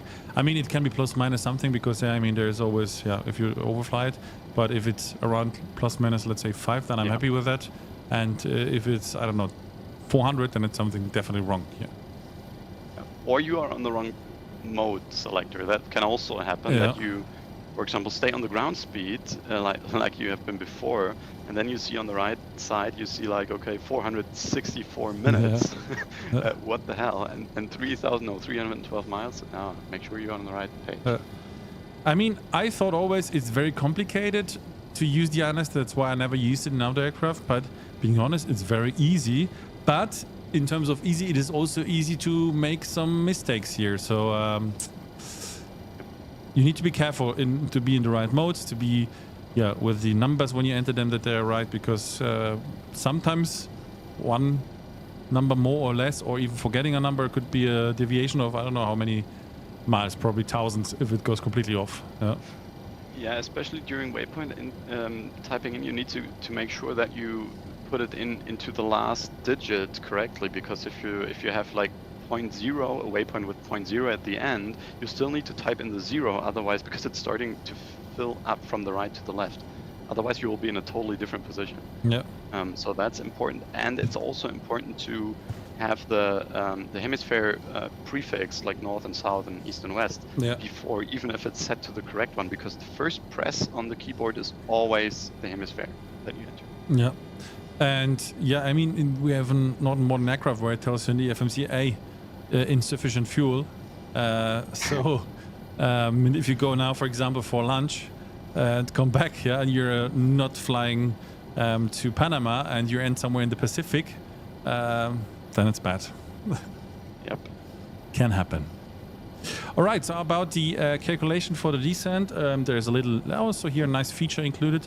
So on this page, you can see a kind of VNAV calculation whatsoever. So you tell him here the arrival altitude, or the altitude you want to have. So basically for me, it is the ILS entry height, which is 2,200. And it tells me, okay, required distance is 81 miles. So with this, basically you can, calculate your distance to descend. So we will keep in mind that, and to find out where do we have to start descent, we will just check it out in a few seconds. And the second thing is your flight log. Can you tell us a little bit about the flight log, maybe, Martin? This is an automatic feature that tracks your fuel level every 20 minutes automatically. So we'll write down the fuel level of each tank and then the total fuel consumption. This is just to make sure that you are not having any fuel leak or something. That's what the flight engineer is actually doing. But we thought it's a nice feature to put here on the flight page. So yeah, you just can keep track of it. Yeah, we will see it.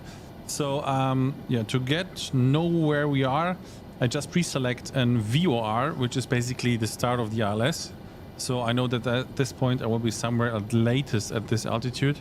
And with this, if I enter it here in the NEF data, whatever, I go on the second FO side. So the frequency is 110 because the FO side will be read out here. So I will see it in a, let's say, bigger number than this one. So it keeps me, yeah, my attention is high on this. And we don't receive for the time being nothing because we are too far away. So we need to wait once we are closer. And once we are closer, then we will receive a number. And we know here, okay, with 1,600 feet per minute, we need to descend to get this altitude 81 miles. So we will descend around when the number here is 81 miles. We will descend a little bit earlier just to make sure, yeah, we are on track. Today, during the test flight, I was a little bit too late, but no problem. Some headings and everything is solved. This is actually a good thing to demonstrate because the INS, as I said, if you listened carefully, the INS is not feeding the HSI, which means you can do anything on there. You can set up VORs, etc. You can set up your course. It's fully independent, yeah, this gives you even more options than doing it from the GPS, because if the GPS is feeding it, the HSI is blocked. You cannot do anything, right? But now, as the HSI is told, or the INS is totally independent from the HSI, you can already set up your ILS or your approach or whatever, without like switching into heading mode, then switching the nav, then setting up your ILS, then going back into GPS while on approach, for example. Yeah, that's what I'm doing right now. I'm doing basically here my ILS frequency, so it is already done, and so I don't need to do anything else. Just to activate the autopilot, of course, that's one thing. And in case of a go around, I selected here for the go around procedure the correct frequency of the Tonkomen VOR, which is at the airport, and the go around is basically we climb at 500 feet, we turn right heading 140 when climbing 3100. So once we pass it, we turn again right heading 200, and then we intercept the VOR. So once we are on the go around, we just fly the aircraft 500, start on turning right according to heading, and then we have enough time to switch to the VOR, which is one click here, and then of course correct here the course, because the course is now set for the ILS. So we have to set radial 165, and then we turn again to the right, and then we just intercept it. So it's very easy. I mean, it sounds very, very complicated, but once you're in it, then it's nothing complicated. It's basic flying. Yeah, for me it's sometimes so complicated, but anyway, it's my fault. Yeah, I'm feeling bad. It's important that you have a situational awareness where you are at the moment. I always have a situational awareness. Yeah. Yeah, for different things. Yeah. Should we talk about the fuel again? About the fuel feeding, maybe? Yeah. Yeah, maybe. Yeah. So let's have a look, because Julius was talking about that already. So the 727 has two different, or in theory 3 different, more or less normal fuel feeding setups. The basic setup is what we currently see. It's the so-called tank to engine configuration, which means each tank is feeding each engine separately. This works, but it should be done only in case you have the same fuel quantity in all tanks. Now, don't be afraid about the needles. The center tank has a different quantity. That's why the needle is pointing to another direction, but it's still the same amount of fuel in all of them.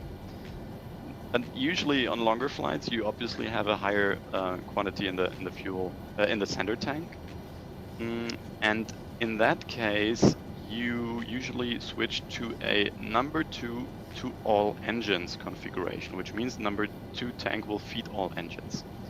And the way you do that is you simply open all crossfeed valves, and then you will set up the. Yeah, now it's closing because the automatic. You can Yeah, switch yeah. off. You can do Yeah, that. because They go to the. yeah, Cross speed, yeah.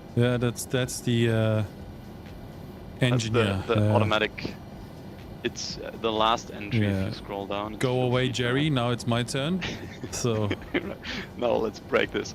Right, so you open the crossfeed valves, wait until the transition is over, so they are open, and then you switch off the boost pumps of the wing tanks, right? And in that configuration, you have only the center tank feeding the left and the right engine, and you simply keep that until the quantity is level in all tanks, and at that time you do the reverse, you enable the boost pumps, etc. So if you are flying and you have those orange lights on, then that is probably the reason, at least if you're using the crew manager. Right, so it's checking it, and then it's closing everything and resetting it to the correct configuration like we have now. So Jerry just told me, get out of my seat, because he was just on the toilet. Yeah? I will just correct it. So he done it automatically. Nice. So if you mess something completely off, and you don't know in which configuration you are, which can happen sometime, just use the automation, and it will help you. As you have seen it here, it was just magic hands operating it. Magic Jerry. Yeah. Can you go to the hydraulic pumps real quick on the the lower right? No. Okay. Not. Okay. Yeah. Right, okay. So one interesting thing is that the hydraulic B pump is usually you only use one. Yeah, I turned it on because I was not sure if it is right. Yes, you usually use one, and for example, pump 1 on Eastern flights and pump 2 on Western flights. That's why you end up, if you use the flows, that's why you end up with that pump. Yeah, I thought it's an issue. That's why I turned it on. It's a feature. Okay, sorry. Sorry. So that's probably the only light that will come up during normal flight. All right.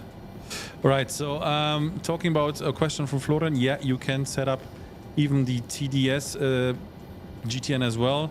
So INS, GNS 530, and then the PMS and the TDS GTNXI, and maybe more in the future. I have another thing here from my training book, which is kind of interesting. I think this is a center of gravity thing. I don't know whether this is integrated, but I might read it out. When the zero fuel weight is above 132,000 pounds, engine number 1 and number 3 must be fed from tank number 2 until tank number 2 fuel quantity reaches 6,000 pounds.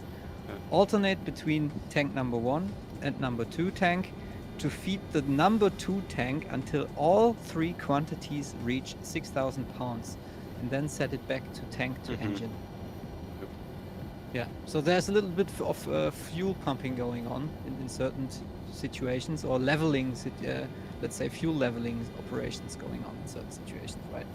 Yeah, exactly. That's why you have those automation features, just to have a lower workload.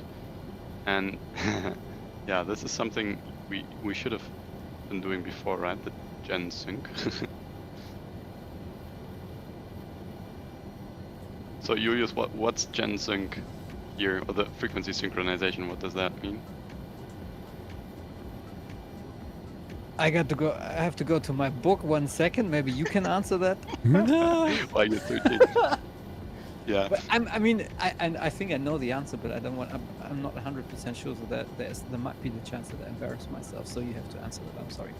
Okay. So this is usually something you do before connecting the engine generators.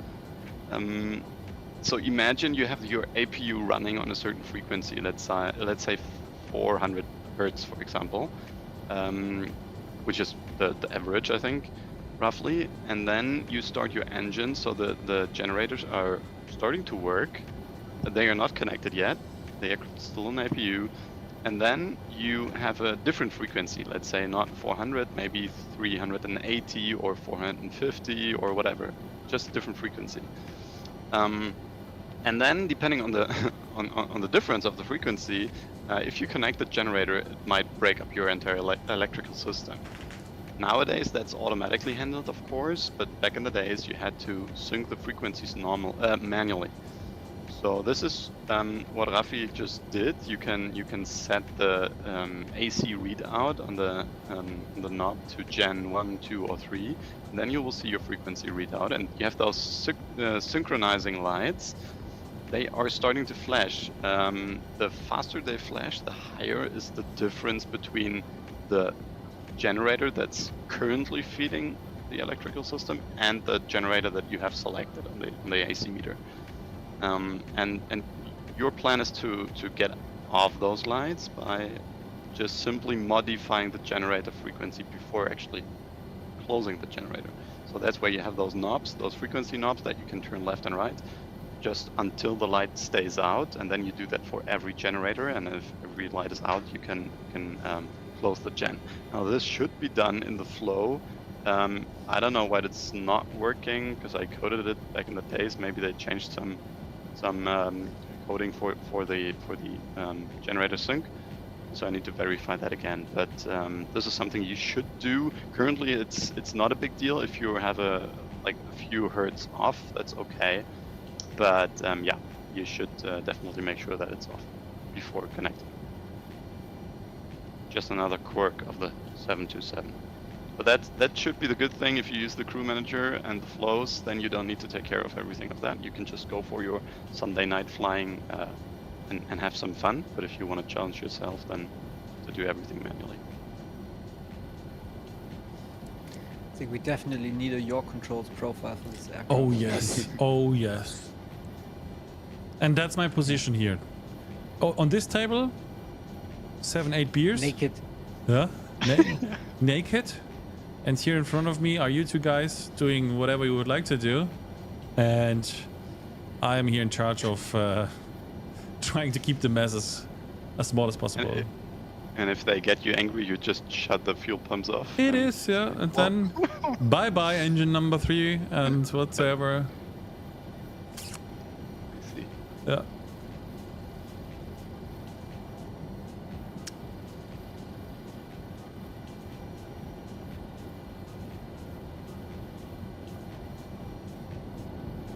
Somebody asked if we want to do another classic aircraft. To be honest, right now we don't plan anything specific because we are so busy with the E-Jets. We are so busy with the 727. We will be doing the PAX version. Yeah, so there's enough to do. Okay, cool. What I can do, I can just simulate a pressure loss. Martin, panic. If you open the door at the end, I can open it even from here. Yeah, so it's open. But that's just the door of the cabin. That's not the ass there. Yeah. But is it? Oh. But I think it's a part. Oh of, yeah, you are. Part yeah, of that could be. Of the pressurized cabin, maybe. And once I close it, look. Sure. Once I close the door again, because it has a big tired handle. now suddenly. Huh? I'm so tired suddenly. All the Okay. oxygen is gone. So it takes some time, but Maybe not. it works. You can go to you can in worst case you go to manual pressurization and override the automatic. Yeah, system. we cheated today a little bit, but I thought it was. Yeah, I think it's rising. It's pretty slow rising. Let's leave the cockpit, then we don't hit an annoying beep. But I'm pretty sure. I don't know, but I'm pretty sure it's part of the pressurized cabin, because. And welcome Malibi. He was a flight engineer on the 727 in 2007. Oh, nice. Welcome to the chat. Welcome to the stream. Nice to have you. Because of this big handle, I think it's a part of the pressurized. Mm-hmm. I don't know. Could be, yeah. Yeah, probably. All right, so Malibio, help us. Oh, it's rising, but very slow. But you can. I mean, you're now. What are you? I mean, go to the manual mode. Yeah. On the right, yeah. And And to- now you can increase the rate. And then open the valve, I think. I'm not sure. Oops. That's interesting. Keep it open. Keep it open. Keep it open until the manual valve open is at like half or so. Maybe to. I know you need to close. Yeah, we need to close it. We need to have close to it. descend the right. cabin, right? We Right. don't wanna, Right. we want to descend it. True. True. And we are already. We are already on max open. It will close. Ah, I mean, now it's increasing. Now the rate increased, at least. Yeah, the pressure is starting. The pressure should rise, yeah, and the cabin temperature should fall. I mean, Yeah. the cabin alt is rising, but Not temperature, slow. pressure, sorry. I mean, at the end, minimum mode, maximum rate. Okay. No, for the time being, it's okay because I mean, probably look, we are now zero empty, it's right? rising. Yeah. So it's like a balloon. Yeah. So the first two take some time, but then you see it's moving. Oh. Yeah. So Did you Yeah, check but- if the horse is still alive? But it's nice that it's working. I are mean, they dying? I don't know. That will be a feature. No, Maybe they the are. sound is off now. Maybe, yeah, you should change them to pigs now or something. That they change. But to me, they're looking still very okay. All right. I think So we need to put in some banana boxes in there, or maybe something else nice.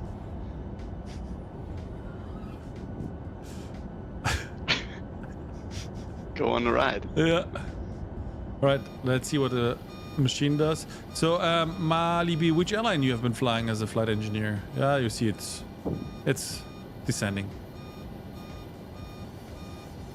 Slowly but steady. Perfect. Yeah. So this annoying That will sound. come up. Yeah. Once we are below 10,000, which is the small needle here. So we will enjoy it for the time being. We're still not receiving anything from the VR, but yeah, we'll see.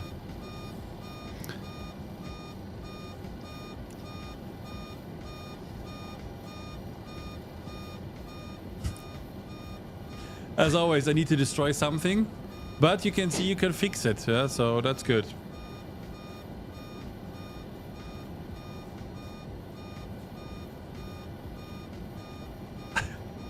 It sounds to me like in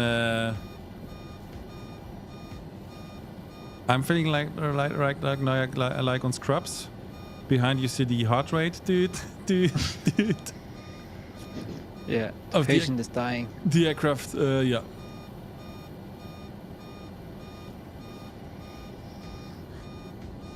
Maybe I should add Oh some. man. Maybe I should add some power to have some more. I don't know. We'll see. All right. So next thing is going to be let's talk about the preparation for the descent, and it's very easy. I'll switch this off, but we will wait once. Yeah, it's rising. I mean, I can go again back on manual. It should go then faster. It's not very much that faster. Sorry, I wanted to show just something and now. Yeah, well, you have to live with the consequences. Yeah.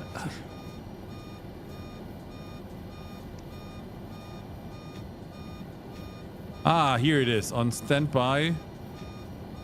It works. Yeah, because of course we need to go on standby mode. Come on, Rafi. That's easy.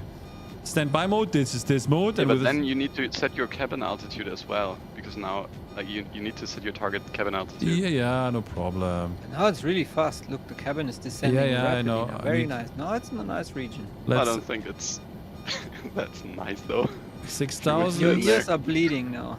Perfect. Everything is back on track. Uh, No, it's Once you great. can- We repaired it.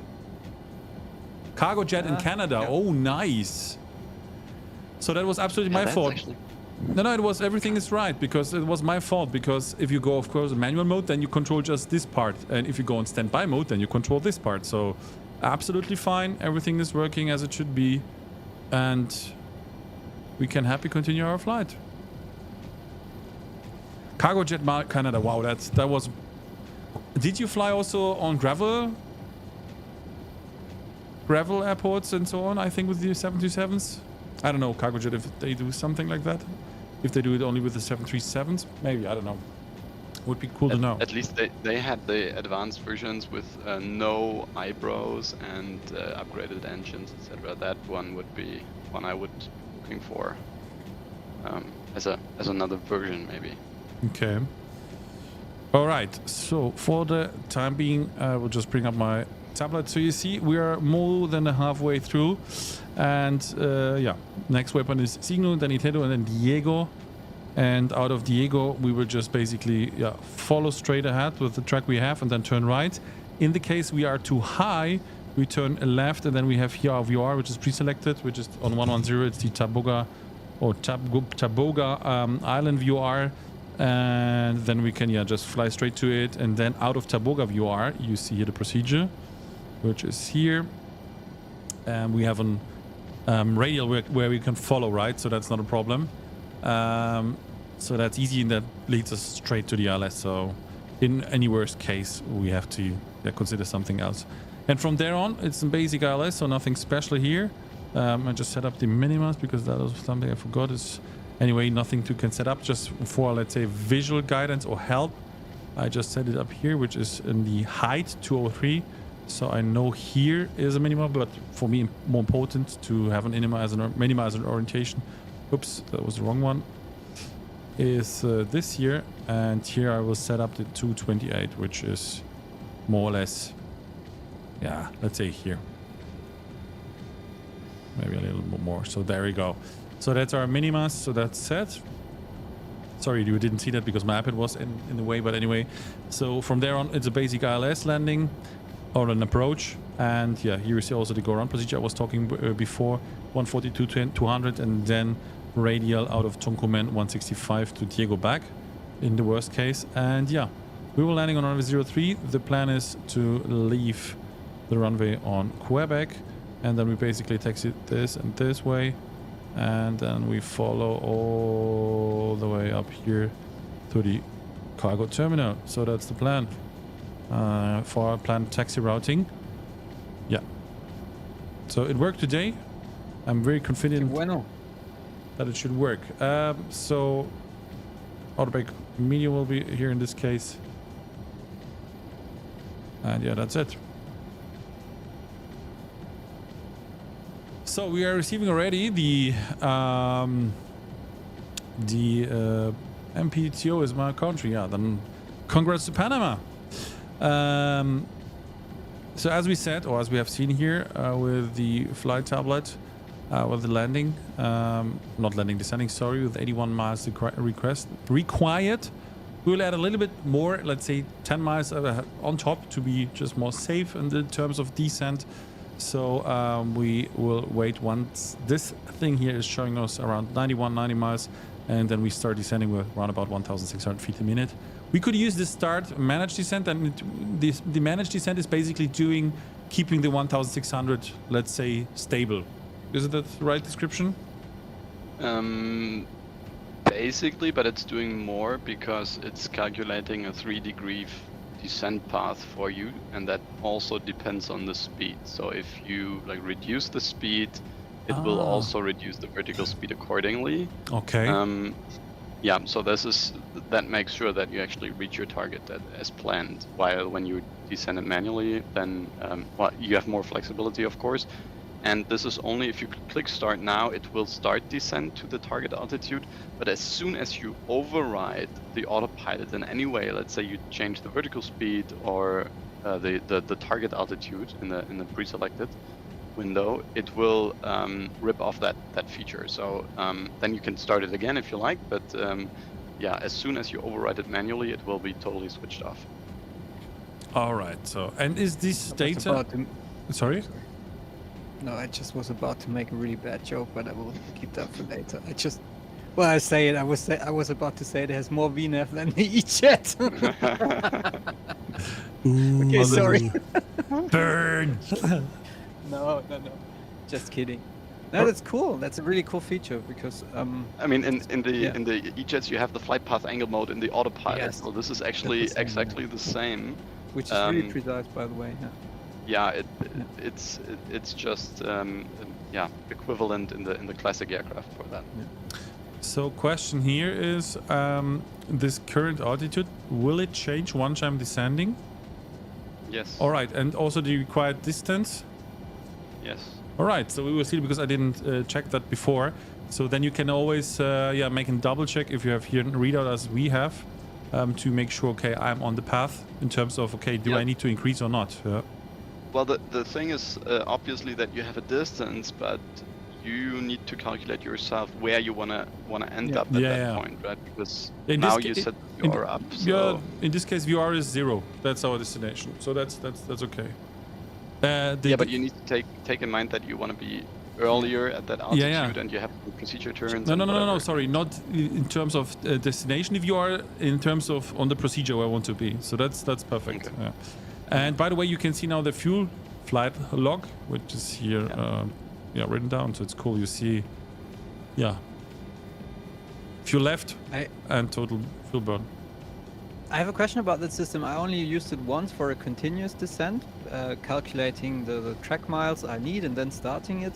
Could you also, for example, when you imagine an American star where you have this a lot of restrictions on the star, could you start I put in as a target, for example, 15,000, then I level off at 15,000, and I could start the thing again, right? Then I just enter a Yes. new, and then it keeps again the 3 degrees.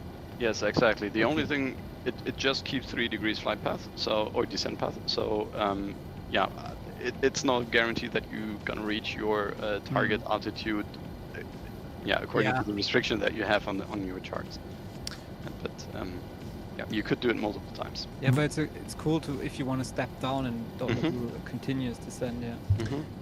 Valdani am 6. August bei aerosoft.com. Und in einer Woche später dann bei allen anderen Shops.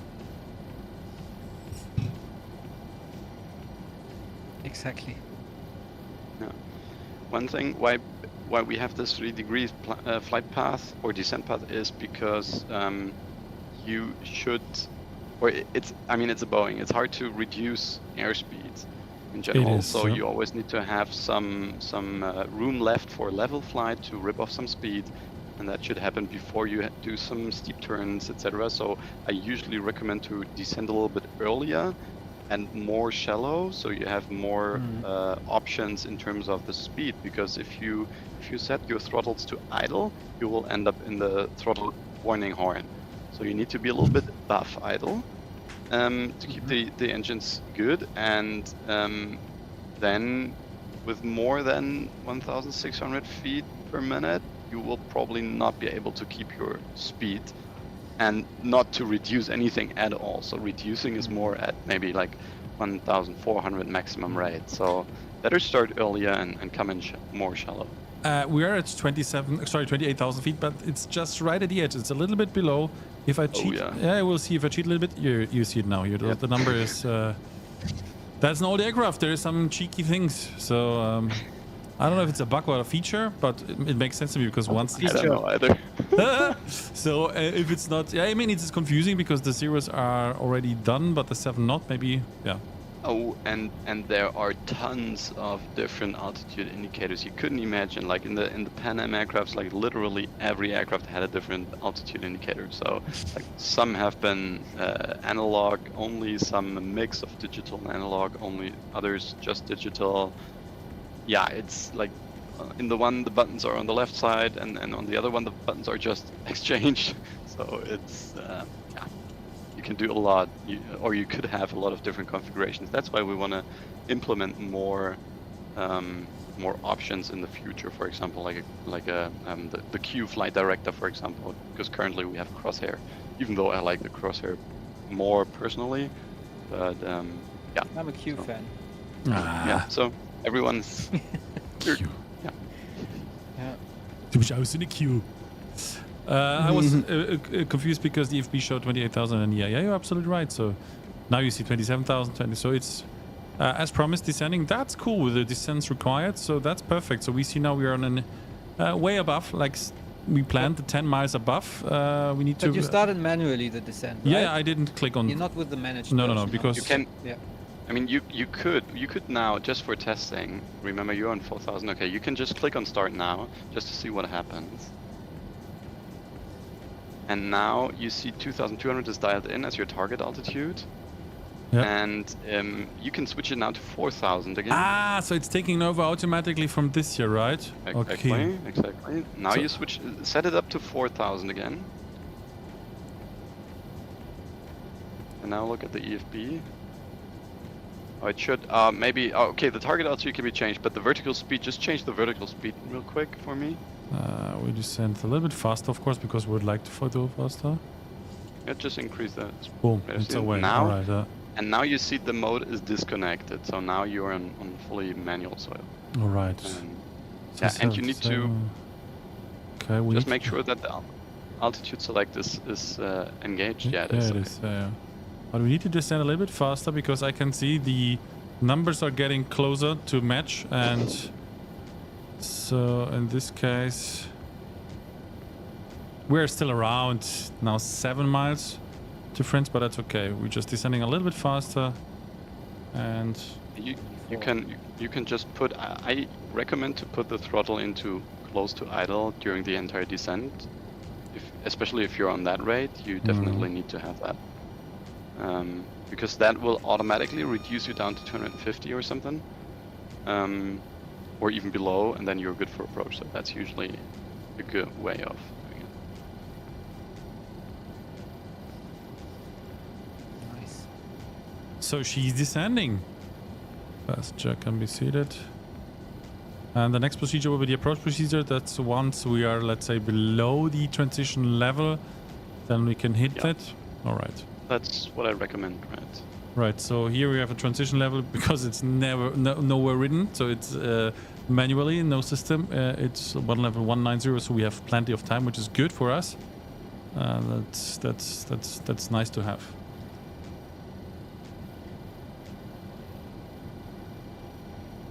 It's really nice.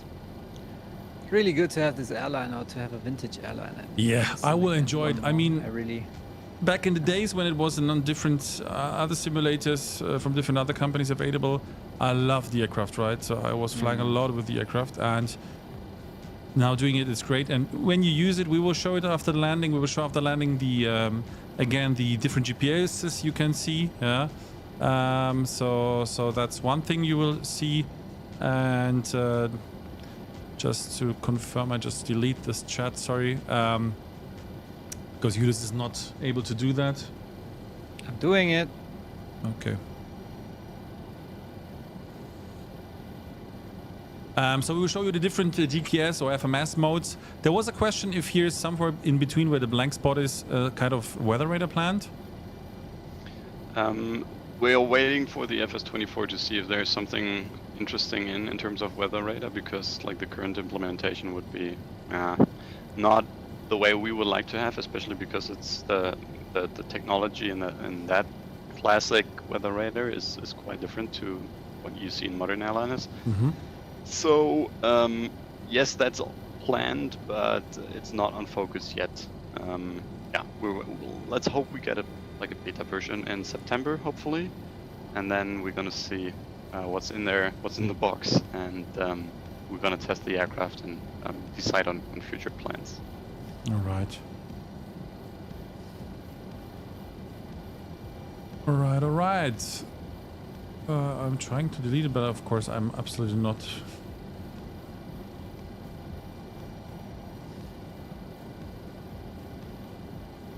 There you go. Let's delete it.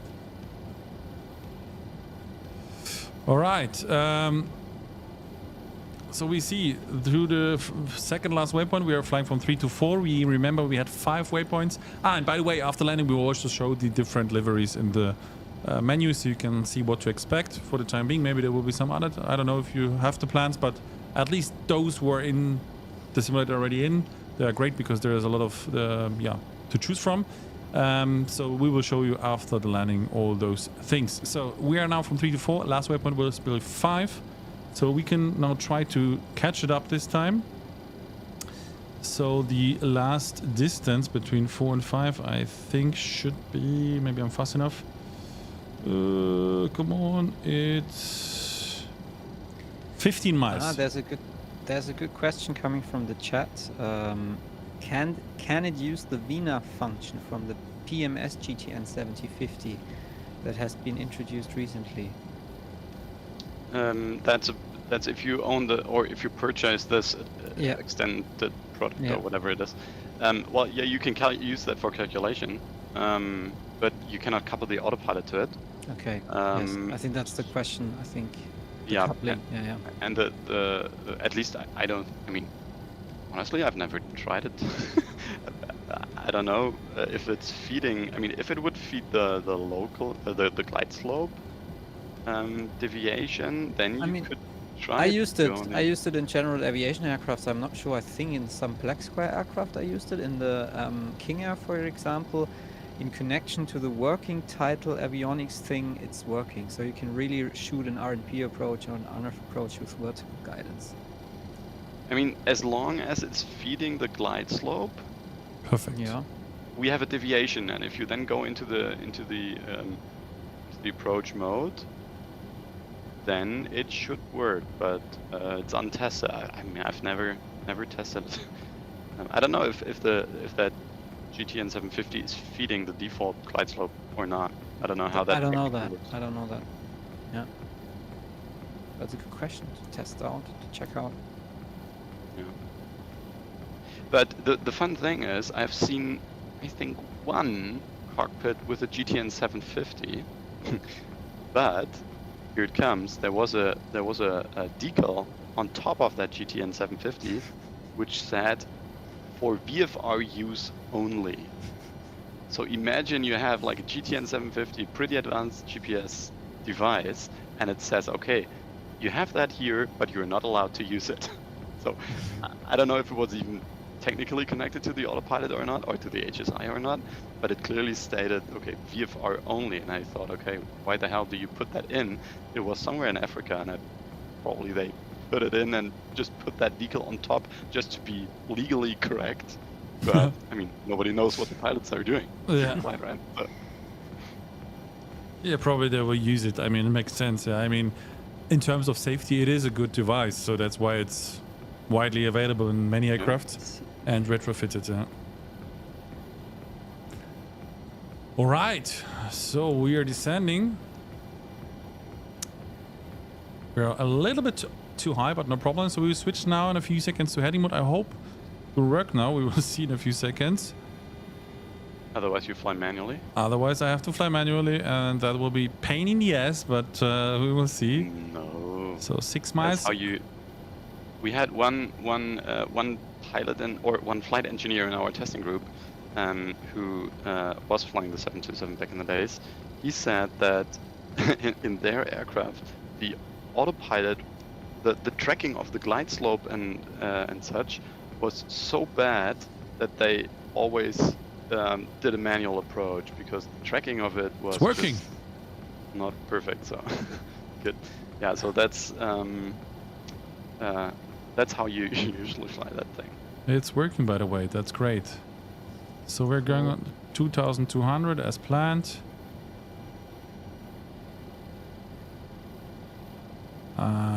It's looking good, and we are waiting for the ILS. I just double check it, 110.7, which is the ILS frequency on radial 33, and 11.7, correction, 117.1. Which VOR are you heading to now? To the Tobago Island? Or No, where? now I'm flying on heading mode, and I will do a manual. Just on heading, okay. Yeah, exactly, yeah. Okay. And I mean, what I could do is basically, I could do that. Intercept the Bogota or the VOR, but yeah, I will just simulate. We have now some ATC around just to show that the heading mode is also working, because there was a little bit quirky at the beginning, but it should be now okay. So everything is fine. So we're heading basically more or less straight direct to Tobago Island, and yeah, we could do out of that an intercept. Shall we do that? But makes no difference Maybe you have at all. Yeah. Can you do it?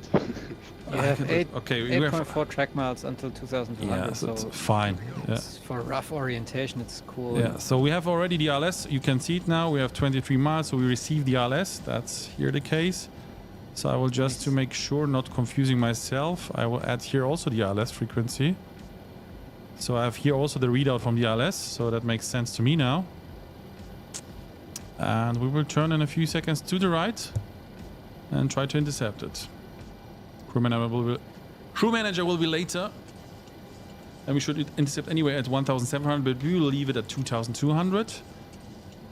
And you can see now Just the make sure to rip off some speed. yeah, that's what I'm doing right now. So it's reducing nice and slow. That's perfect. You can already do your performance calculation. Oh yeah, I completely forgot that. Sorry. So I use here exactly the same wind again. Set EPR, set speeds. Boom, that's the case. So the aircraft is pre-selected in terms of power management and so on for the arrival. And we're just reducing speed, and the goal is 190. Slowest? Landing. That will be the end. Okay, Yeah, that's the just landing flow is the final, like, once you're configured. So we turn out a little bit to the right, just to go into the direction of the RLS, more or less. So we tell the it's 030 the RLS, so we're heading 010, correction 00 or 360, which is 30 degrees off. My gosh. So we just give a little bit power now back. We're on manual thrust, don't forget that. And we try to keep 200 for the time being.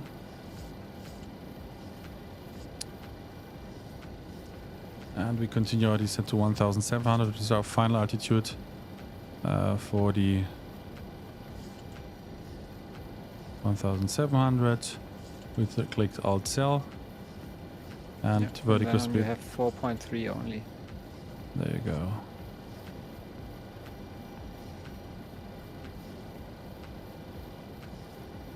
And once it starts moving here, yeah, then we start with the selection of VR nav lock, and then it's turning itself to the RLS. That's very easy.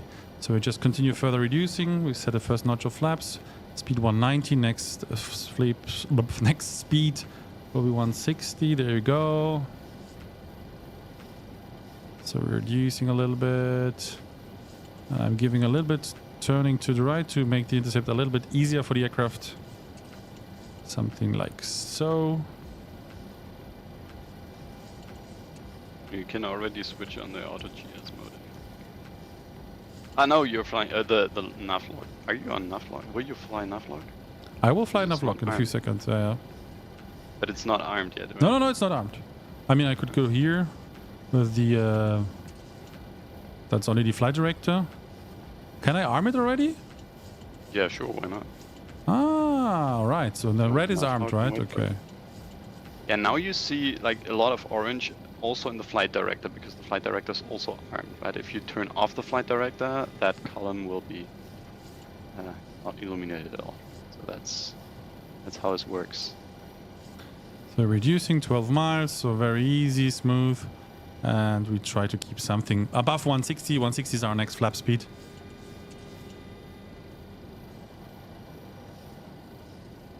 So it's no armed. I don't think so.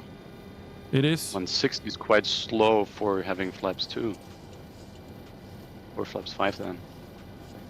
Oh, well, yeah, you can do that. No, I think no. you need to. According to my manual checklist whatsoever, it is right. But yeah, you can correct me. I need to look it up. I have the dock open. Okay, you see now it's catching. It's switched to green. All right. So it will turn itself to the right. Runway inside, by the way. So we can reduce a little bit. And to the left, you can see the Panama channel, by the way, and the beautiful city of Panama. That's also nice to see here. That's great. And yeah, some scenery issues. All right.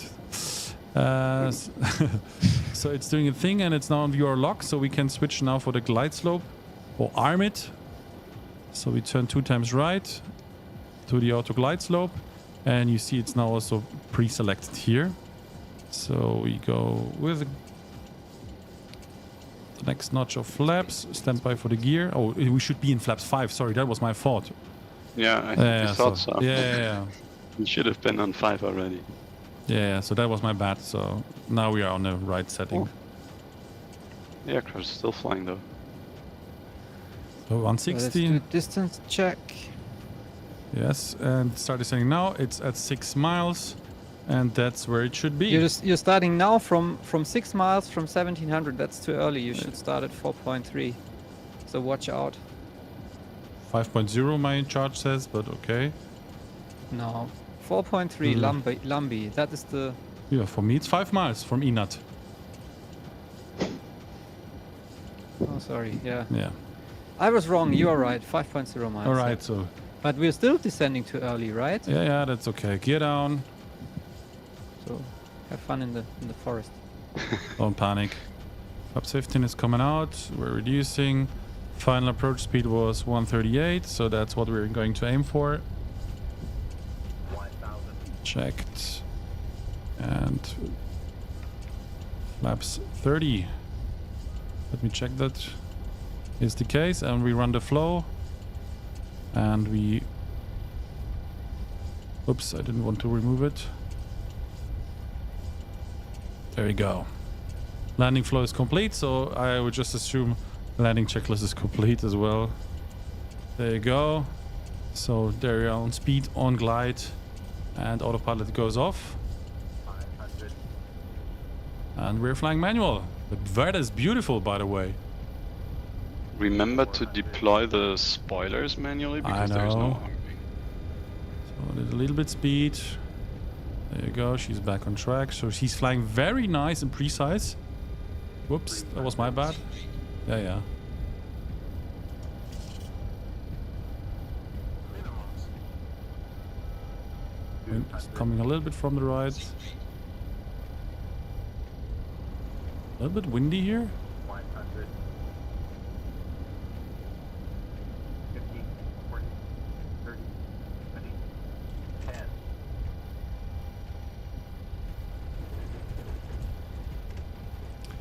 Spot on. Nice. Reverse is coming on, spoilers down, and auto brake is kicking in. So decelerating. And ladies and gentlemen, we made it. Manual braking, and reverses go out, and we don't touch anything once we leave the runway.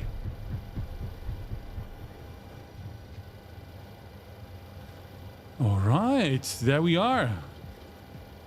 Okay. Oh, we didn't make any call, but anyway. But Are we on WhatsApp? Yeah. Town content traffic, Aero Sucre 749, runway 03 right, vacated by Quebec. Town content traffic. All right, we are vacated the runway. So can we do now the complete afterflow without doing touching anything? Is doing it automatically, or what we have to do? Yeah, you can. I mean, you need to retract the flaps and spoilers, etc. Because that would like struggle with your hardware, but everything else, it will start the APU. Yeah. Then we will see a funny bug, but it will be fixed. We know it already, because the flight engineer is a little bit lazy sometimes, yeah, and he forgets to turn on the Generator. yeah. So you will see that. APU gen. Yeah. And the after landing takes comparably long time because the APU needs to run for I think 1 minute or something before you are allowed to continue. Well, the flight engineer could probably explain why. I don't exactly remember, but still the flow is waiting for that in the end. So yeah, if you have a short taxi, you should definitely keep that in mind. And if it's yellow, there will still things happen after or during that time or after the next check that is completed. So don't continue to override it yourself if it's actually engaged. There you see. So I need to do it myself. No, it's on again. It's No. on already. No, it was not on. It's now on. It's Yeah. not. Are there any failures simulated so that things may break and cancel while doing pre-flight checks? Is the question. Well, things won't really break, but as you heard on the pressurization, if you don't set it up correctly, or for example, if you forget the ground to flight switch on the pressurization, then you will definitely hear the warning, etc. So, and as I said, for the frequency synchronization on the generator, if you don't do that properly, if you have like a big difference, and this is more or less randomized, so it could happen, then you cannot connect the generator basically. I mean, is that a failure? No, it's not a failure because the generator is not failing, it's just not connecting because you're not using it correctly. But there's no like random failure where the system would entirely fail just because I want to add some more workload to you. Yeah, I mean, basically the aircraft is, because there is nothing automated, more or less, there's a very high potential of failing to use the aircraft on the right way. And with this, some things can happen. So basically, talking maybe about failures, it's because of the nature of the aircraft. There can happen some failures. You don't need to program extra them, right? So maybe that's the right answer, maybe. And also, for example, during engine startup, you will see different temperatures from time to time.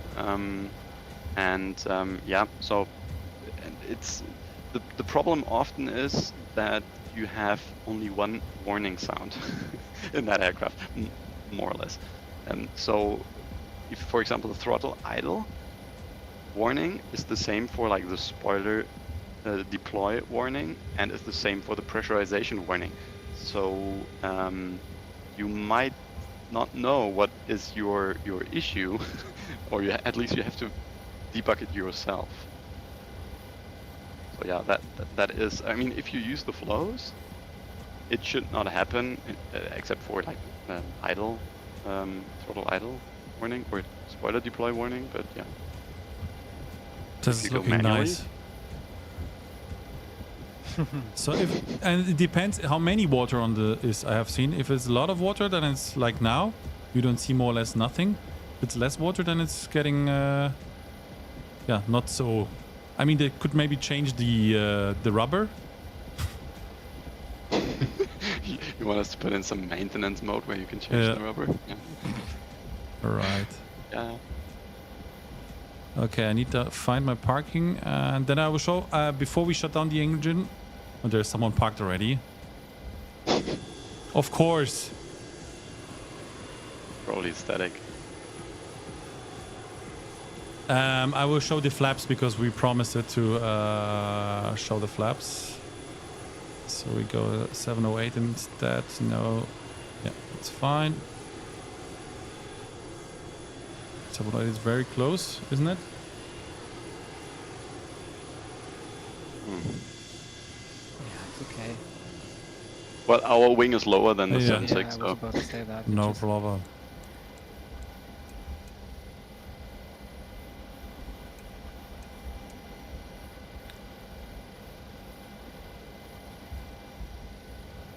So we park here.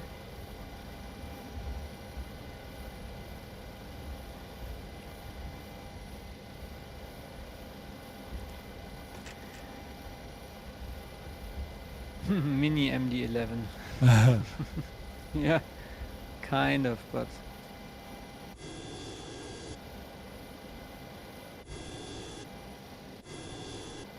Thank you very much, young man, but I will do it myself. So let's see one time the flaps animation. So here we go.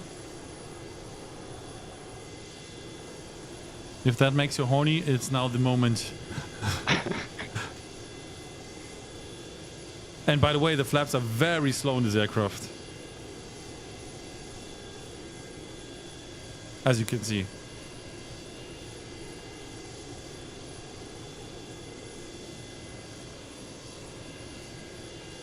So now go even down to flaps 40 now.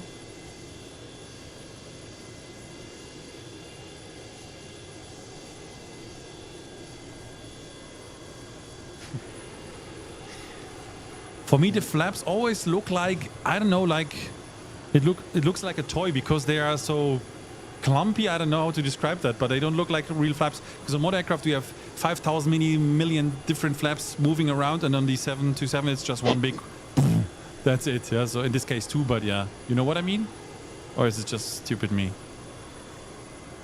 Okay. It remembers me on the 747, to be honest, because I think the inboard flaps on the 747 are most likely the same size of it. Yeah, yeah, that's true. Yeah, they have the same shape. I mean, Yeah, it's they funny if you extend them, you could camp under there. Just, Mhm. yeah, put your matrices there and just camp there.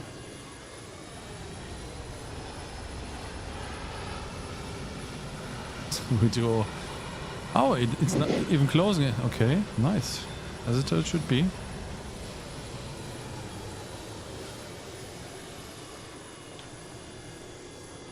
All right, so we shut down the engine once the flaps is in. It takes a little bit, and then we show the GPS as we said. So we have run about 10 minutes left for the time being, and so that's what we're going to do, and then show you the different liveries that are coming in the package for the time being. And probably, as you know, there are many talented repainters. Is there already a repaint kit available? The paint kit is not available yet because we're daily we're changing the fuselage on a daily base. So right now it's not finished yet. I hope it's going to be ready upon initial release. What we do have already is a demo livery, which you can download and see how our setup is, how you can link things, how you can modify certain things. For example, the flight engineer's vest on the chair. How you could put in a custom logo or a different texture, etc. So this is like your very easy entry into livery creation. But the paint kit itself, I mean, that's gonna be easy. It's just we have a white livery already. That's the default one, so that's easy to paint on. Okay. Okay, bro, we're here. Let me check that. Oh no, that's done by the. I'm wrong here. Sorry, that was my bad. Secure cockpit, so I will do that as well, and then we're good to leave the aircraft and we start GSX to deboard as a final request deboarding, and then we open. My gosh, that was loud. Oh, we just locked it. Okay, maybe I clicked twice on it, I don't know.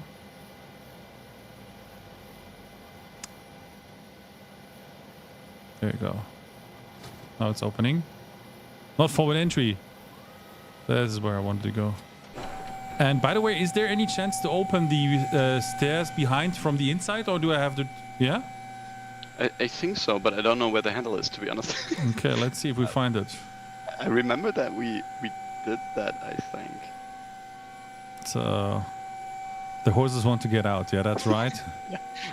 They have enough of this. Definitely, yeah. Let's see if we can open that. Yes, on the left. Okay, so we open this. And on the left. Probably this. Wow, that's a cool handle. Oh, yeah. It's like... Oh, with a red light even. Nice. See? Oh.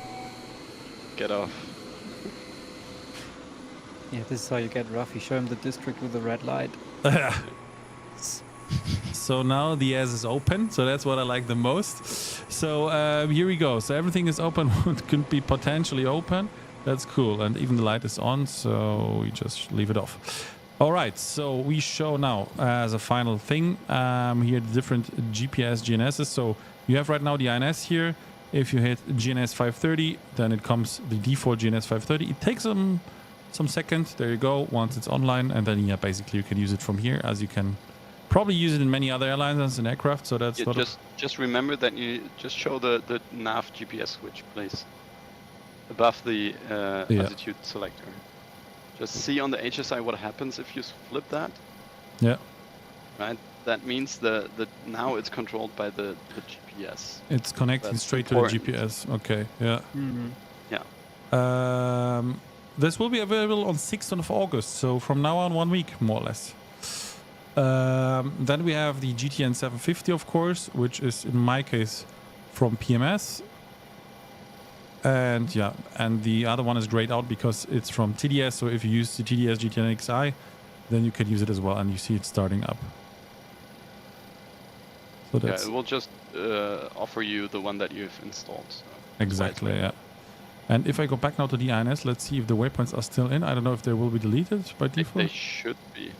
Then we can just double check that. We go on waypoint, and let's see. Yeah, if and we... you're still on 4 to 5, so that is stored. Yeah, perfect. That's where we left the INS, so that's great. So if you want to really like cheat, if you get lost on, Then on just the waypoint, then just use then- this GTN, boom, and once you're in the Talk about GTN, then you can cry help.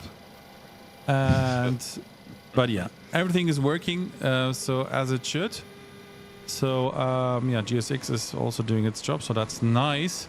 So yeah, I would show as a final thing maybe the yeah, different, how do you say, different repaints we have. Makes that sense to you guys? Liveries, yeah. Show the liveries. The liveries. Okay, let's tune up some music. Otherwise, I don't know if it's crazy music, but we'll see. So let's go to the main menu, then show you the liveries they come with the aircraft.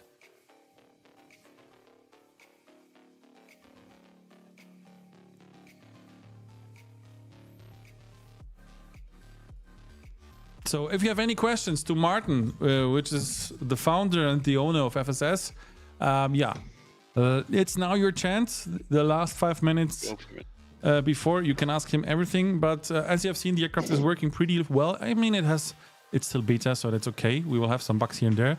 But at the end, the product itself, I'm very looking forward to it for you guys, because myself, I can use it already and I enjoy it. So I will fly definitely before the release the 1, 2, 3, 4 more spins. And if you would like to see a German stream tomorrow on our channel as well, we'll be streaming Patrick, which is a colleague of us at cruiselevel. He will stream the 727 of FSS in German tomorrow, and there will be plenty of other streams tomorrow, because from tomorrow on there will be, yeah, all other streamers allowed to stream the aircraft. So that's cool for you guys. You can enjoy and see it, and see it maybe on, yeah, from different pilots, from different people who are using it, and you will then be able to check out and yeah, probably, as Miguel has written, CC ready at the end of the week.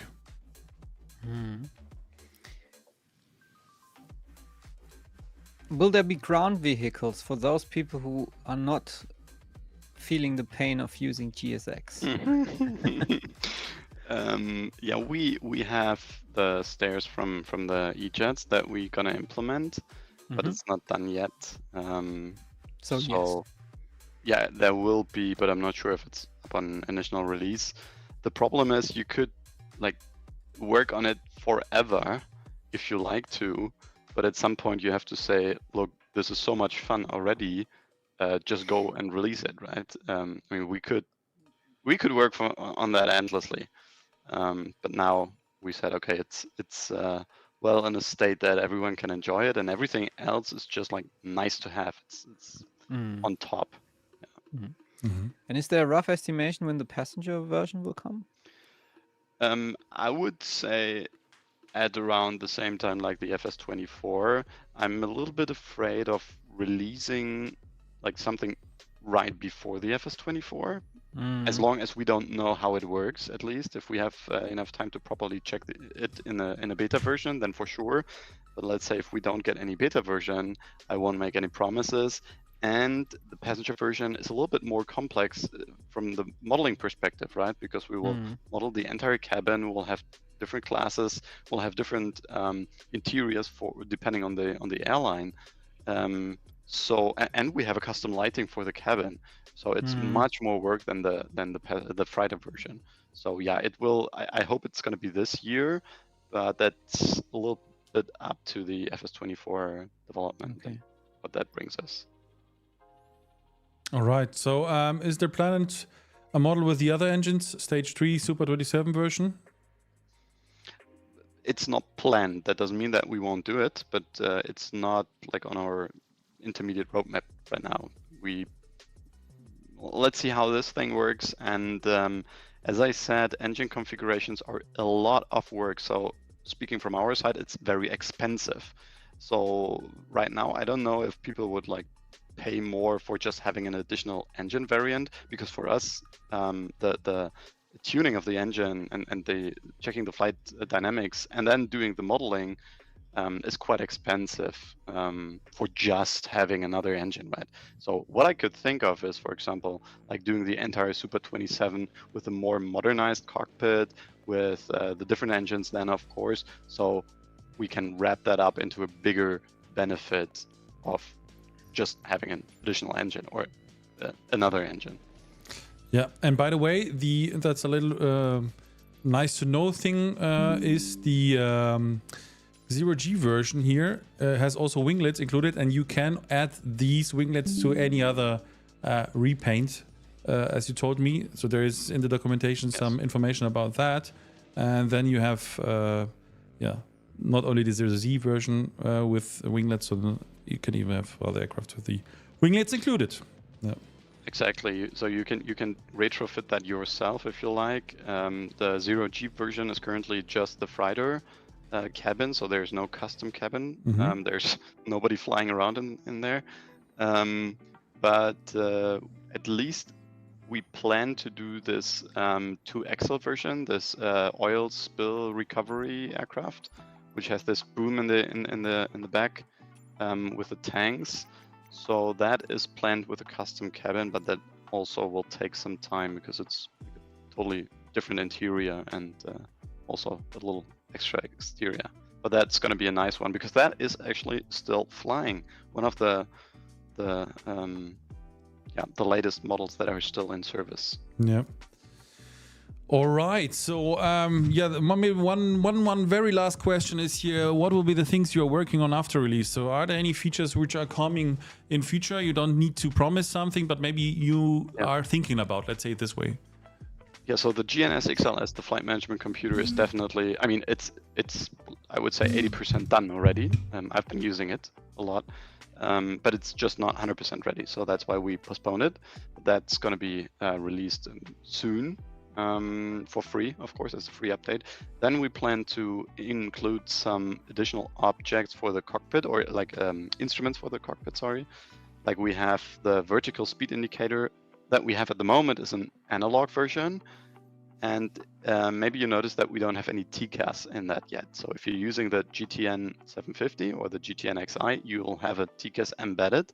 But if you're using the INS, you don't have any TCAS. So we probably do the vertical speed indicator, a digital one where a TCAS is embedded. So that's kind of a more modern instrument. And as I said, different flight director or different artificial horizon with a different flight director then. So a lot of like options, but I'm not sure if we can make that like technically swappable in game, or if that needs to be tied to a specific livery or whatever. This is something we're gonna find out and then see. All right, okay. So Julius, do you have any questions? I'm happy. Just one, I have a feature request that gives us the possibility to have on the maybe captain side the INS, on the first officer side the GPS. That would be cool to kind of, to fly with the INS, but to have for the situational awareness, VFR only, of course, with a sticker, the GTN. Okay. That would be cool. So INS and cool GTN. because, Okay. yeah, that you have both, but that's, I think, just that would be cool. But I can still use my Navigraph chart. I have another. Oh, by the way, we didn't show that we actually have the Navigraph charts in the EFB or in the clipboard, right? Yeah. This is something that we forgot, but we do have them. But for that, I have seen one cockpit layout with a moving map that was on a pretty big screen. I don't know what kind of instrument that was or device it was, but they mounted it onto the glare shield right at the middle. So it literally blocked half of your view, which is already limited in a 727. And they used that as a moving map. And I thought, okay, is that legally allowed? I don't know, but they don't care in Africa or wherever. So I'm thinking about doing something like that because that would be interesting. And also the GNS XLS has a moving map embedded into the FMC. So yeah, something will definitely come in that regard. Cool, nice one. Okay, so are you happy, by the way, Martin, with my flying skills? I didn't crash the aircraft today. Totally. It was okay. Oh, you landed perfect. Oh, I think it wasn't even perfect. Yeah, it was perfect. You hit the touchdown zone perfectly. 200 feet per minute is great, and not a long flare. So that was. I mean, I couldn't do that any better than you. All right. So thank you for the compliment. We can double check that just for fun in Volanta, because At least it looked like. Oh yes. Let me look at this. Yeah. So here is the touchdown point. It is exactly in the 1,000 foot marker, and yeah, 261. It's, I would say, decent enough with an old aircraft, right? Well, your in-game plugin showed 196 or something. Yeah. I mean, that doesn't really matter. The G-force is probably more important, and you have like close to 1.0 G, so that's awesome. I think Rafi's flight was a good evidence, or was a good way to show that this virtual first officer or flight engineer is important to use, because imagine Rafi doing all this stuff on his own. I think that would have been quite funny, but I mean, it works. I mean, it's. I mean, the coolest thing about that is, I mean, if you're used to it, of course, then it's easier. But the cool thing is, you have one side is the flow, and the second one is the monitoring, right? And with the monitoring, if you set up something that it, keeps it on track. So if you do even something wrong, then it corrects you. So that's cool to have that feature as a, let's say, backup for stupid stuff you can do. So that's good, huh?